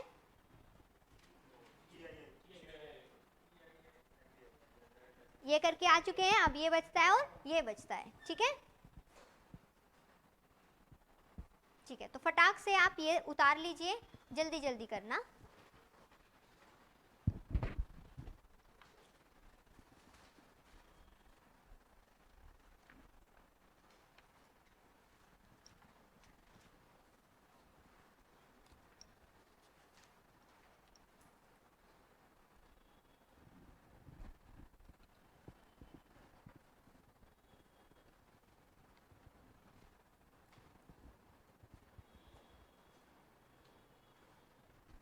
नहीं आफ्ताब, आज वाला बनाया है क्योंकि आज वाले में ये ग्राफ बनाती इसमें टाइम जाता, तो टाइम सेव करने के लिए किया. नहीं, कल से अपना वही वाला.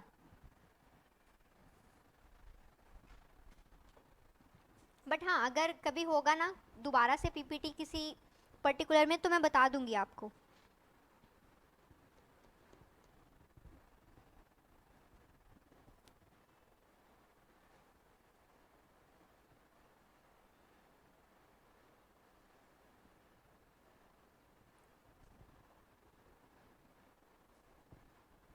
हाँ जी, ट्राई तो कर रही हूँ करने का.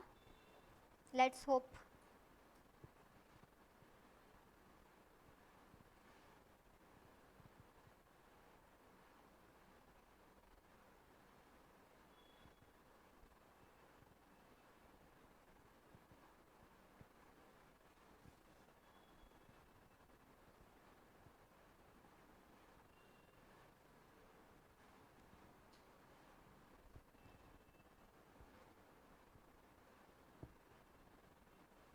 अभी तो पाथ टाइम लगेगा, अभी वो जो 10 चैप्टर है प्रीलिम पर्सपेक्टिव से ज़्यादा इम्पोर्टेंट है।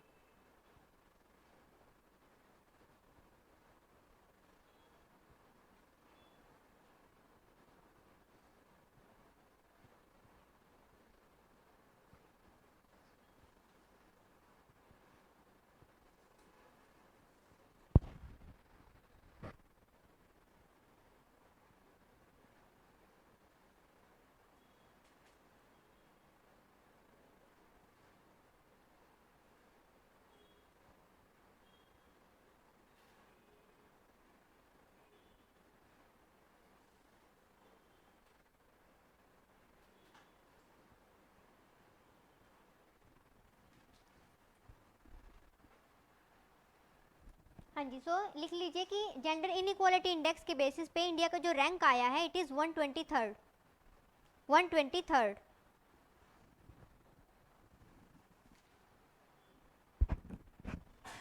अब हम बात करते हैं फर्स्ट जो जेंडर इनइक्वालिटी इंडेक्स है, इसमें आ जाता है first one is the reproductive health.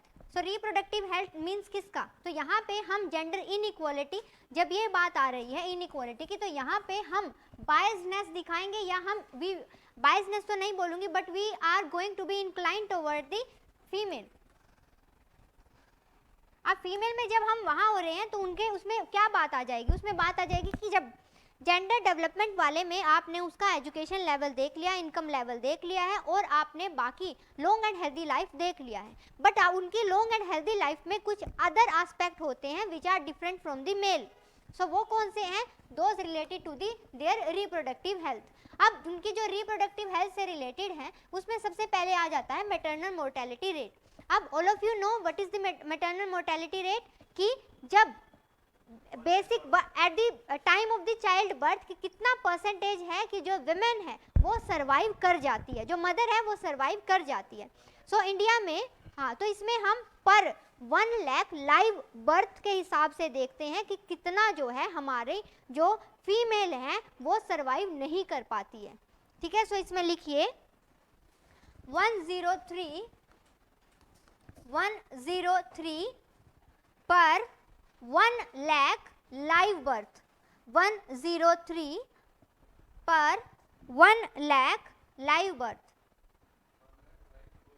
Yes, कि हर 1 लाख जो कि live birth means 1 lakh live birth के कंपैरिजन में 103 जो फीमेल हैं, ये जो मदर हैं, वो सरवाइव नहीं कर पाती। That is the mortality rate, कि कितनी मदर जो है वो उनका डेथ हो जाता है at the time of child birth.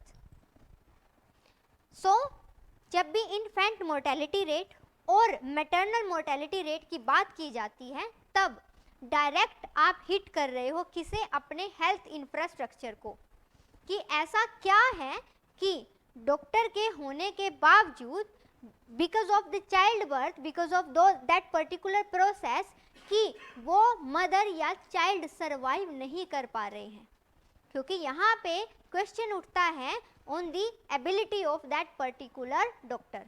So basic यहाँ पे ये हमारा दिखाई देता है। नेक्स्ट इसमें जो इंडिकेटर देखा जाता है that is the adolescent fertility. इसमें हम देखते हैं कि 15 to 19 एज ग्रुप में कितनी गर्ल्स हैं जिनका शादी हो गया है, एंड वो जो है उस टाइम पे बेसिकली कि अभी वो मदर बनने की स्टेज में है। सो ये हम ये देखते हैं कि कितना 15 to 19 एज ग्रुप की जो गर्ल्स हैं वो, तो उसमें लिखिए 1000 के पीछे 33 हैं ऐसे, इसमें हम 1000 देखते हैं। सो 33 out of 1000, so 30 her 1000 girl में 33 गर्ल ऐसी हैं जो अपने 15 to 19 एज ग्रुप के अंडर वो जो है वो मदर बन रही हैं। ठीक है, सो ये होता है adolescent fertility rate.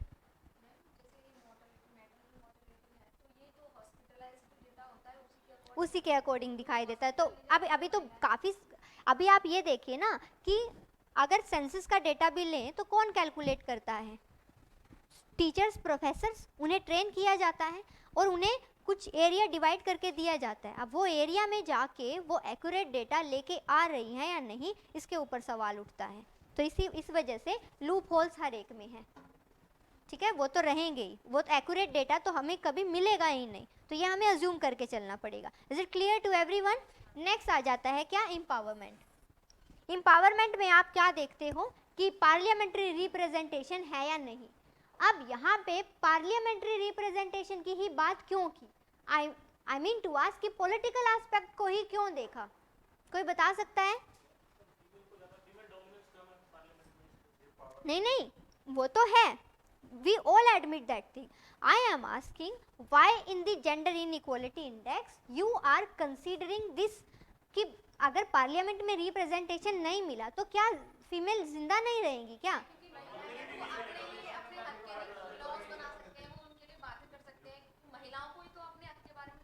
That means when we are providing them representation, we are providing them a room to uplift their self. क्योंकि आपका जो माइंडसेट है वो आपके particular gender, race, caste, creed, religion उसके पर्टिकुलर इंक्लाइंड रहता है। तो अगर विमेन को ज़्यादा रिप्रेजेंटेशन दे रहे हैं तो उसी के बेसिस पे ज़्यादा से ज़्यादा जो है उसी के बेसिस पे उनका प्रोग्रेस डिपेंड करता है, ठीक है? हाँ जी, yes, female can better understand the female problems, very good. इसमें अगर आप लिखना चाहो तो एक और लिख लीजिए, total fertility rate. Total fertility rate ऊपर वाले में टोटल फर्टिलिटी रेट नॉर्मल लिख लीजिए, जस्ट एक डेटा दे रही हूँ वैल्यू एडिशन के लिए, दोनों से रिलेटेड नहीं है। टोटल फर्टिलिटी रेट, ये हमारा जो टोटल फर्टिलिटी रेट है ये रिड्यूस हो गया है 3.4 से रिड्यूस होके 2.0, वैसे इसको 2.0 बोलते हैं, 2.0 बोलते थे पहले, बट अगर पॉइंट के बाद खाली जीरो तो उसे ओ बोलते हैं, 2.0। 3.4 से रिड्यूस होके 2.0 हो गया है, percentage in terms of percentage. अब is it for the positive और for the negative?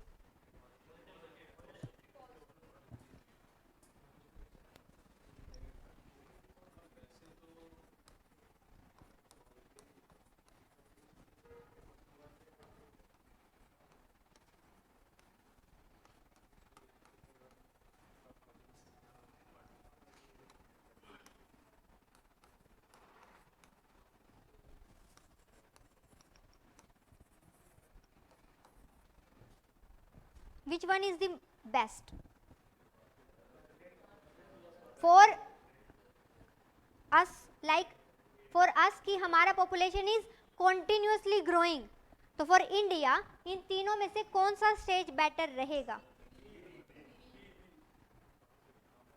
How many of you are saying B?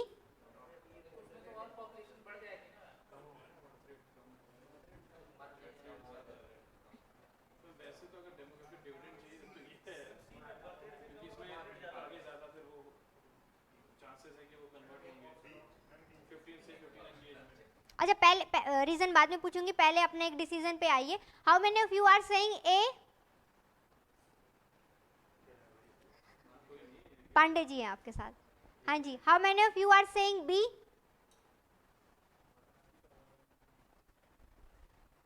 सो हाँ, उठाओ ना एक बारी और। Okay, how many of you are saying C? And those who are saying nothing? हाँ जी, रवि रंजन, डिसीजन तो लेना पड़ेगा एंड बी फास्ट। हाँ जी, क्वेश्चन इज कि इन तीनों में से कौन सा केस हमें चूज करना चाहिए, like for India which one is more relevant और which one is more beneficial? देखिए, the most derogatory thing for a country is to have high death rate. The most derogatory thing, आप high birth rate को किसी भी तरीके से tackle कर सकते हो, बट आप हाई डेथ रेट जो होता है it is the most derogatory because it is directly hitting your health infrastructure.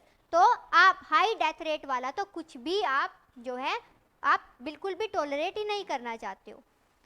अब आप एक टाइम पर पॉपुलेशन को भी हैंडल कर लोगे, बट उसके बाद भी एक ये पॉइंट आ जाता है कि आप अचीव करना चाहते हो क्या, आप चाहते हो आपका बर्थ रेट कम रहे, आप चाहते हो आपका डेथ रेट भी कम रहे। बर्थ रेट कम हो उससे आपका पॉपुलेशन कंट्रोल में आएगा, डेथ रेट कम हो इससे आपका हेल्थ इंफ्रास्ट्रक्चर वो फाइन रहेगा। अब मुझे आप एक बात बताइए, अगर आपका डेथ रेट ज़्यादा हो जाता है इसका मतलब क्या है कि इस नेशन ने और आपकी फैमिली ने आपके ऊपर इन्वेस्टमेंट किया है और आप उस इन्वेस्टमेंट का बदला दिए बिना ही दुनिया से चले गए हो। So it is a total waste of resources upon you, it is a total waste of investment upon you. So what we want is if we are putting efforts upon you, तो आप अपना average life complete करके positive investment कुछ दे के जाए country को, ठीक है। दैट्स वाई यू वांट कि आपका जो जो आपका डेथ रेट है वो रिड्यूस रहे। So B case is the most beneficial case. और जहाँ बात आती है कि बर्थ रेट बढ़ रहा है तो ये तो बिल्कुल, इसको तो हम नलीफाई कर देते हैं, इसको तो हमें नलीफाई करना चाहिए था। अब ये वाला केस आता है कि आपका बर्थ रेट कम हो रहा है, डेथ रेट बढ़ रहा है, तो ये वाला हार्मफुल केस है इस वाले से भी ज़्यादा, ठीक है। हाँ जी। सो अब वापस से हम आ जाते हैं अपने क्वेश्चन की तरफ, एम्पावरमेंट। एजुकेशनल अटेनमेंट कितना हो रहा है, तो यहाँ तो आप वही वाला expected year and mean year of schooling वो आ जाएगा। उसके बाद लेबर मार्केट में बात आती है क्या, labour force participation rate. So labour force participation से हमारा मतलब है कि फीमेल जो है वो कितना लेबर फोर्स बना रही है। अब यहाँ सवाल क्या उठता है कि लेबर फोर्स होता क्या है। So there is two terms, first one is the labour force, another one is the working force, ठीक है। सो बेसिक होता क्या है, एक होता है the person willing to work,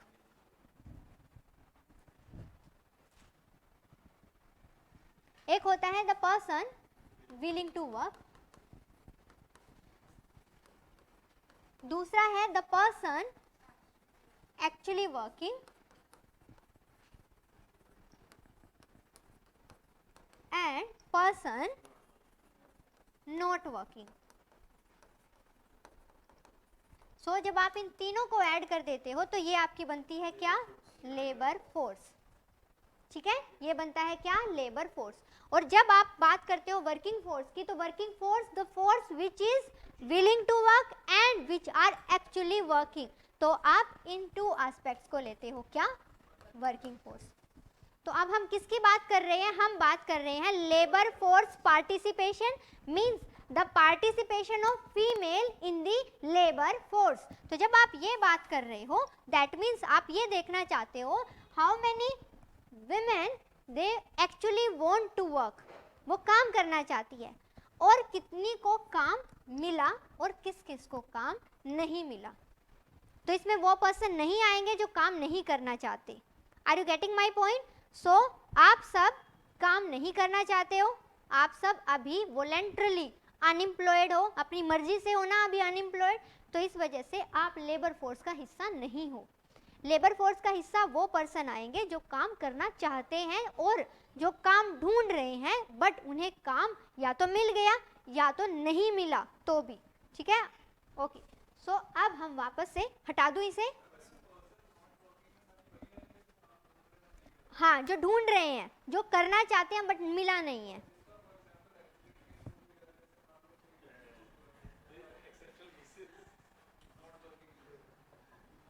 जिसके साथ हुआ पूछना,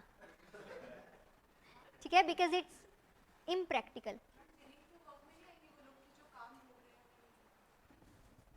विलिंग टू वर्क में वो हर आ गए जिन्हें बेसिक जो काम करना चाहते हैं।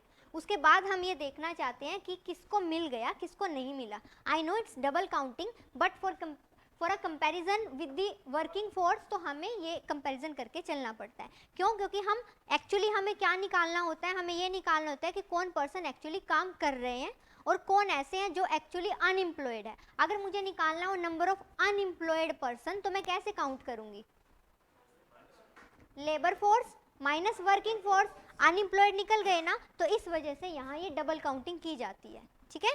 ओके, सो ये हो गया ना सबका। तो हम आ जाते हैं यहाँ पे वापस से labour force.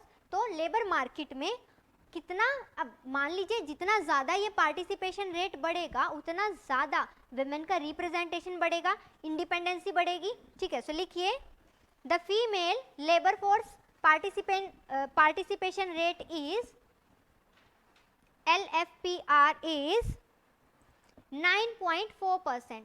9.4%. It's 9.4%. The female labor force participation rate is 9.4%. 9.4%. हाँ जी बिल्कुल इंक्लूडिंग मनरेगा।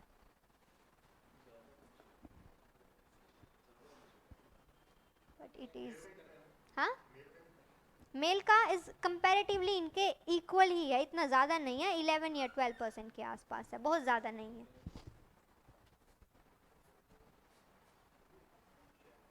नेक्स्ट, ये हो गया क्लियर। तो ये हमारा हो जाता है क्या, जेंडर इनइक्वालिटी इंडेक्स। इसके बेसिस पे हमारा रैंक क्या है, 123rd। अब हम आ जाते हैं हमारा last portion, that is the multi dimensional poverty index. So अब अगर बात इन्होंने करी है, अगर मैं बोलूँ कि ये डेटा याद रखना है तो ये डेटा याद नहीं रखना है, बट इसमें मेथडोलॉजी क्या है वो याद रखनी है। उसके कंपैरिजन पे आपका इनडायरेक्ट यूज होना आ सकता है, डायरेक्ट कभी नहीं आता है कि कोई नहीं ऐसे डायरेक्ट पूछेगा कि एमपीआई का कौन सा ऐसा इंडिकेटर है, बट इनडायरेक्टली आपको एसोसिएशन बनाना पड़ जाता है, ठीक है। तो अब हम आ जाते हैं क्या, मल्टी डायमेंशनल पॉवर्टी इंडेक्स। तो this particular index is going to measure the poverty on various aspects. तो आप देख ही सकते हो कितने सारे एस्पेक्ट्स लिए हैं इन्होंने। जब ये काफ़ी सारे एस्पेक्ट्स की बात कर रहे हैं तो सबसे पहला पॉइंट आ जाता है क्या, सबसे पहला पॉइंट आ जाता है हेल्थ। हेल्थ से रिलेटेड चाइल्ड मोर्टेलिटी देखेंगे और न्यूट्रिशनल लेवल देखेंगे हम। उसके बाद एजुकेशन, ईयर ऑफ स्कूलिंग कितना होना चाहिए स्कूल में, attendance means are they actually attending the school और नॉट। क्योंकि अच्छा हमारे पास कौन सा स्कीम है जो स्कूल अटेंडेंस बढ़ाने के लिए है, that is mid day meal. Mid day meal, so mid day meal में बेसिक, अच्छा मिड डे मील में एक और मेरे को आपको केस स्टडी देना है, तो इसमें आपको केस स्टडी करके आना है अक्षय पात्र। अक्षय पात्र लिख के बता देती हूँ।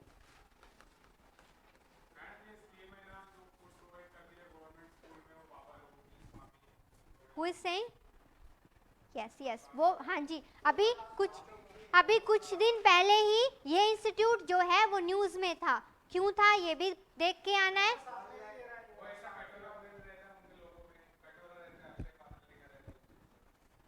अच्छा ये कुछ दिन पहले न्यूज़ में था, क्यों था ये देख के आना है।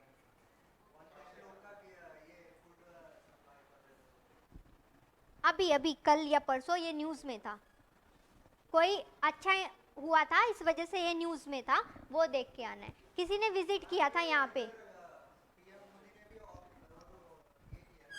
विजिट किया था, that's why it's in news. तो ये पूरा आपको देख के आना है, इनका पूरा केस स्टडी करना है। केस स्टडी से मतलब होता है कि कब स्टार्ट हुआ, इनका प्रोग्रेसिव वे क्या है करने का, और क्या उसका पॉजिटिव इफेक्ट आ रहा है या नहीं। तो ये जो केस स्टडीज आपके पास रहेंगी ना, इससे आप इनोवेटिव सॉल्यूशन या कुछ भी कहीं पे भी डाल सकते हो। सो आप स्कूल अटेंडेंस बढ़ाने के लिए मीन्स कि अगर आपका एडमिशन हुआ है तो क्या आप स्कूल को अटेंड कर रहे हो, why, because your education your skills all depend upon the attendance, तो उसी के लेवल पे होगा। नेक्स्ट, स्टैंडर्ड ऑफ लिविंग के हिसाब से हम ये देखना चाहते हैं क्या कुकिंग जो फ्यूल है वो अवेलेबल है, क्या आपका सैनिटेशन, क्योंकि अगर सेफ एंड ड्रिंकिंग वाटर ना हो तो फिर आपका हेल्थ उसी के हिसाब से, हेल्थ खराब हुआ तो पॉवर्टी आया तो फिर आप इनइक्वालिटी और वो सब चीज़ें आ जाएंगी। Next, sanitation and drinking water, housing की शेल्टर है या नहीं है, और अगर है तो हाउसिंग का क्वालिटी कैसा है। उसके बाद इलेक्ट्रिसिटी, अगर सिर्फ हाउस है, इलेक्ट्रिसिटी का आपके पास सर्विस ही नहीं है, तो क्या आप जो है एक डिसेंट लाइफ जी पा रहे हो, आप आराम से कैसे जी पाते हो। मान लीजिए आपका लाइट चला गया है, आप पढ़ नहीं पा रहे हो। दूसरा, आपका लाइट चला गया है, आप मोबाइल चार्ज नहीं कर पाए हो। आपका लाइट चला गया है, आपका वाईफाई बंद हो गया है, आप फ़ोन भी यूज़ नहीं कर पा रहे हो, तो आप फ्रस्ट्रेटेड हो जाओगे ना, और उस फ्रस्ट्रेशन में आप किसी को मार भी सकते हो। मान लीजिए ये फ्रस्ट्रेशन कुछ ज़्यादा दिनों तक चलने वाला है, तो इन केस तो वही है ना, जितना ज़्यादा फ्रस्ट्रेशन होता है उतना ज़्यादा क्राइम होता है। तो इस वजह से नेक्स्ट जो है एसेट्स, एसेट्स में आपको देखते हैं कि इन केस, अब मुझे बताइए एक फैमिली के लिए बेसिक एसेट या बेसिक प्रॉपर्टी क्या क्या होना चाहिए? वो एसेट है क्या? जो एसेट से मेरा मतलब है, अच्छा व्हीकल नहीं है, गवर्नमेंट ने बस और मेट्रो का सर्विस दिया हुआ है, उससे काम चल रहा है। हाउस, अरे okay, let me simplify my question. एक सिंपल फैमिली है, बहुत ज़्यादा एडवांस मत हुआ कीजिए, बहुत ज़्यादा पीछे का याद करने की कोशिश मत किया कीजिए। यहाँ क्वेश्चन देखिए क्या है। क्वेश्चन ये है कि एक सिंपल फैमिली को अपना बेसिक लिविंग के लिए क्या क्या उसके पास घर में एसेट होनी चाहिए?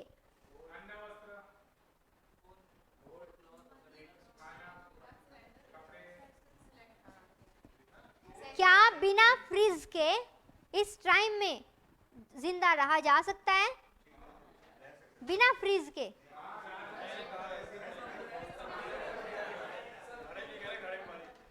Not don't take your case, क्योंकि आपको यहाँ पे या तो टिफिन सर्विस से खाना मिल जाता है या फिर आपका पीजी में खाना मिल जाता है, बट पीजी में फ्रिज है या नहीं है? पीजी वाले चल रहे हैं क्या बिना फ्रिज के? नहीं ना, वो तो रखते हैं ना, और उसमें आप अपना सामान भी रख सकते हो। आप अपना बोल रहे हो कि हमारे रूम में फ्रिज नहीं है, क्या एक फैमिली एक घर फ्रिज के बिना चल पाएगा?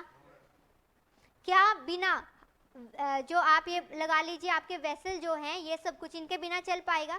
आज के ज़माने में टीवी मोस्टली सब नहीं देखते हैं, टीवी मोबाइल ही चलता है। बिना पंखे के इस गर्मी में अब जितना इतना ज़्यादा टेम्परेचर हो रहा है, चल पाएगा? टॉयलेट फैसिलिटी चल पाएगा? सो ये हमें देखना है एसेट में कि कौन सी बेसिक एसेट है जो कि एक डिसेंट लिविंग स्टैंडर्ड के लिए ज़रूरी है। तो आपको वो कंपैरिजन करना है, उसके बेसिस पे आपको बेसिक देखना है। सो ये बेसिक क्या है? ये डायमेंशन है। अब सवाल ये उठता है क्या याद करनी है? तो याद करने की ज़रूरत ये नहीं है, बट आपको ये देखना है, मीन्स MPI को आप अपने अकॉर्डिंग अपने आंसर्स में यूज़ कर सकते हो। ठीक है, बिल्कुल कर सकते हो। अब इसमें क्या है, इसमें लिखिए, थोड़ा सा डेटा लिख लीजिए।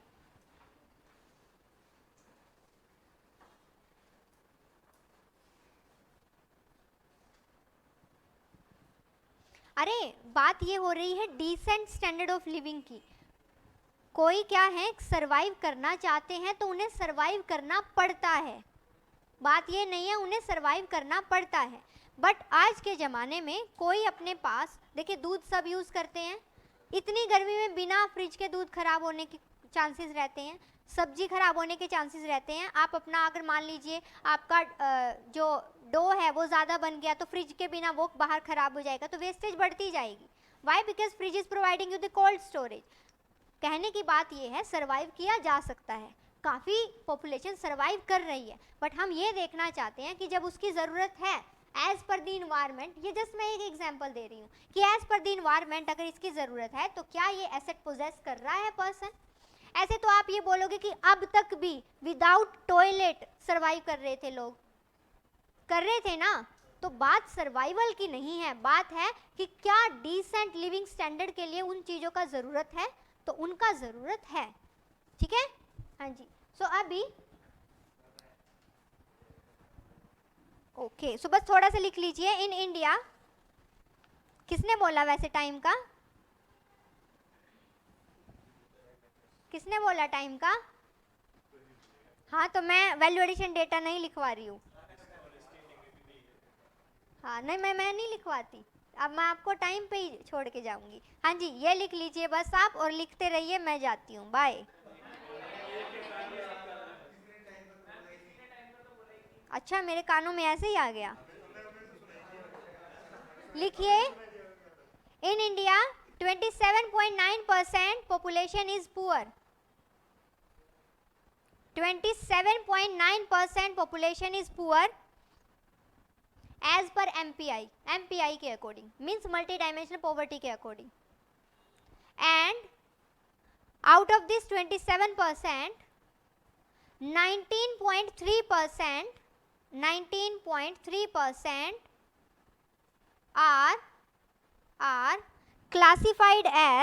are classified as vulnerable.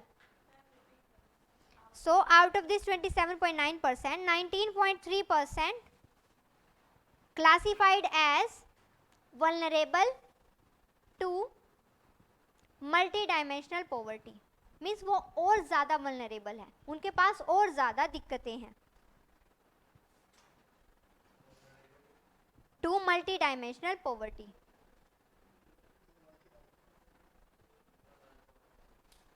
ठीक है, उसके बाद नेक्स्ट बच जाता है, ये ह्यूमन डेवलपमेंट रिपोर्ट का पार्ट नहीं है और ये इंडेक्स इतना ज़्यादा इंपॉर्टेंट भी नहीं है, physical quality of life index. ठीक है, तो इसमें 3 इंडिकेटर देखे जाते हैं, life expectancy, the infant mortality and basic जो है लिटरेसी रेट. सो अब इसमें आप ये लगा सकते हो कि ये जो 3 इंडिकेटर हैं उनके बेसिस पे क्या क्या डेटा बेसिक दिया जाता है. लाइफ एक्सपेक्टेंसी वाला ये 2011 वाला पुराना है. ठीक है, आपको मैंने नया बता दिया है कौन सा आपको करना है.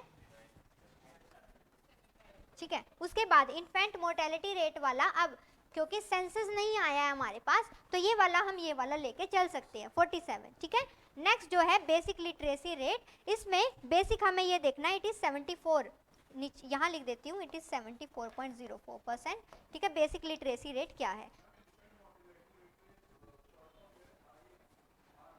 IMI, अच्छा, अरे इंडेक्स के बेसिस पे IMI बोल देते हैं, तो ऐसा HDR human development report, HDI human development index. ठीक है, तो इस बेसिस पे.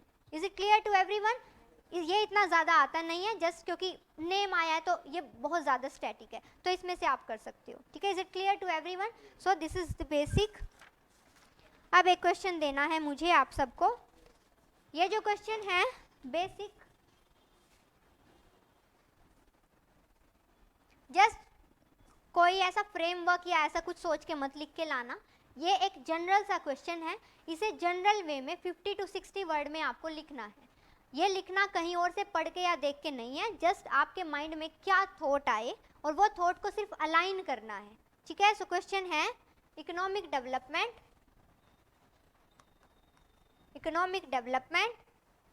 Is the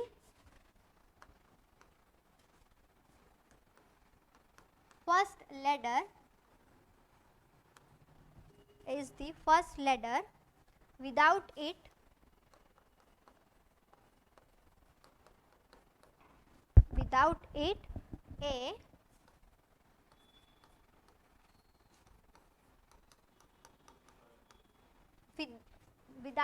a 5 trillion economy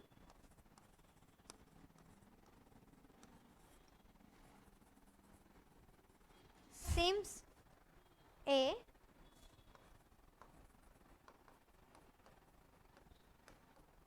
distant dream.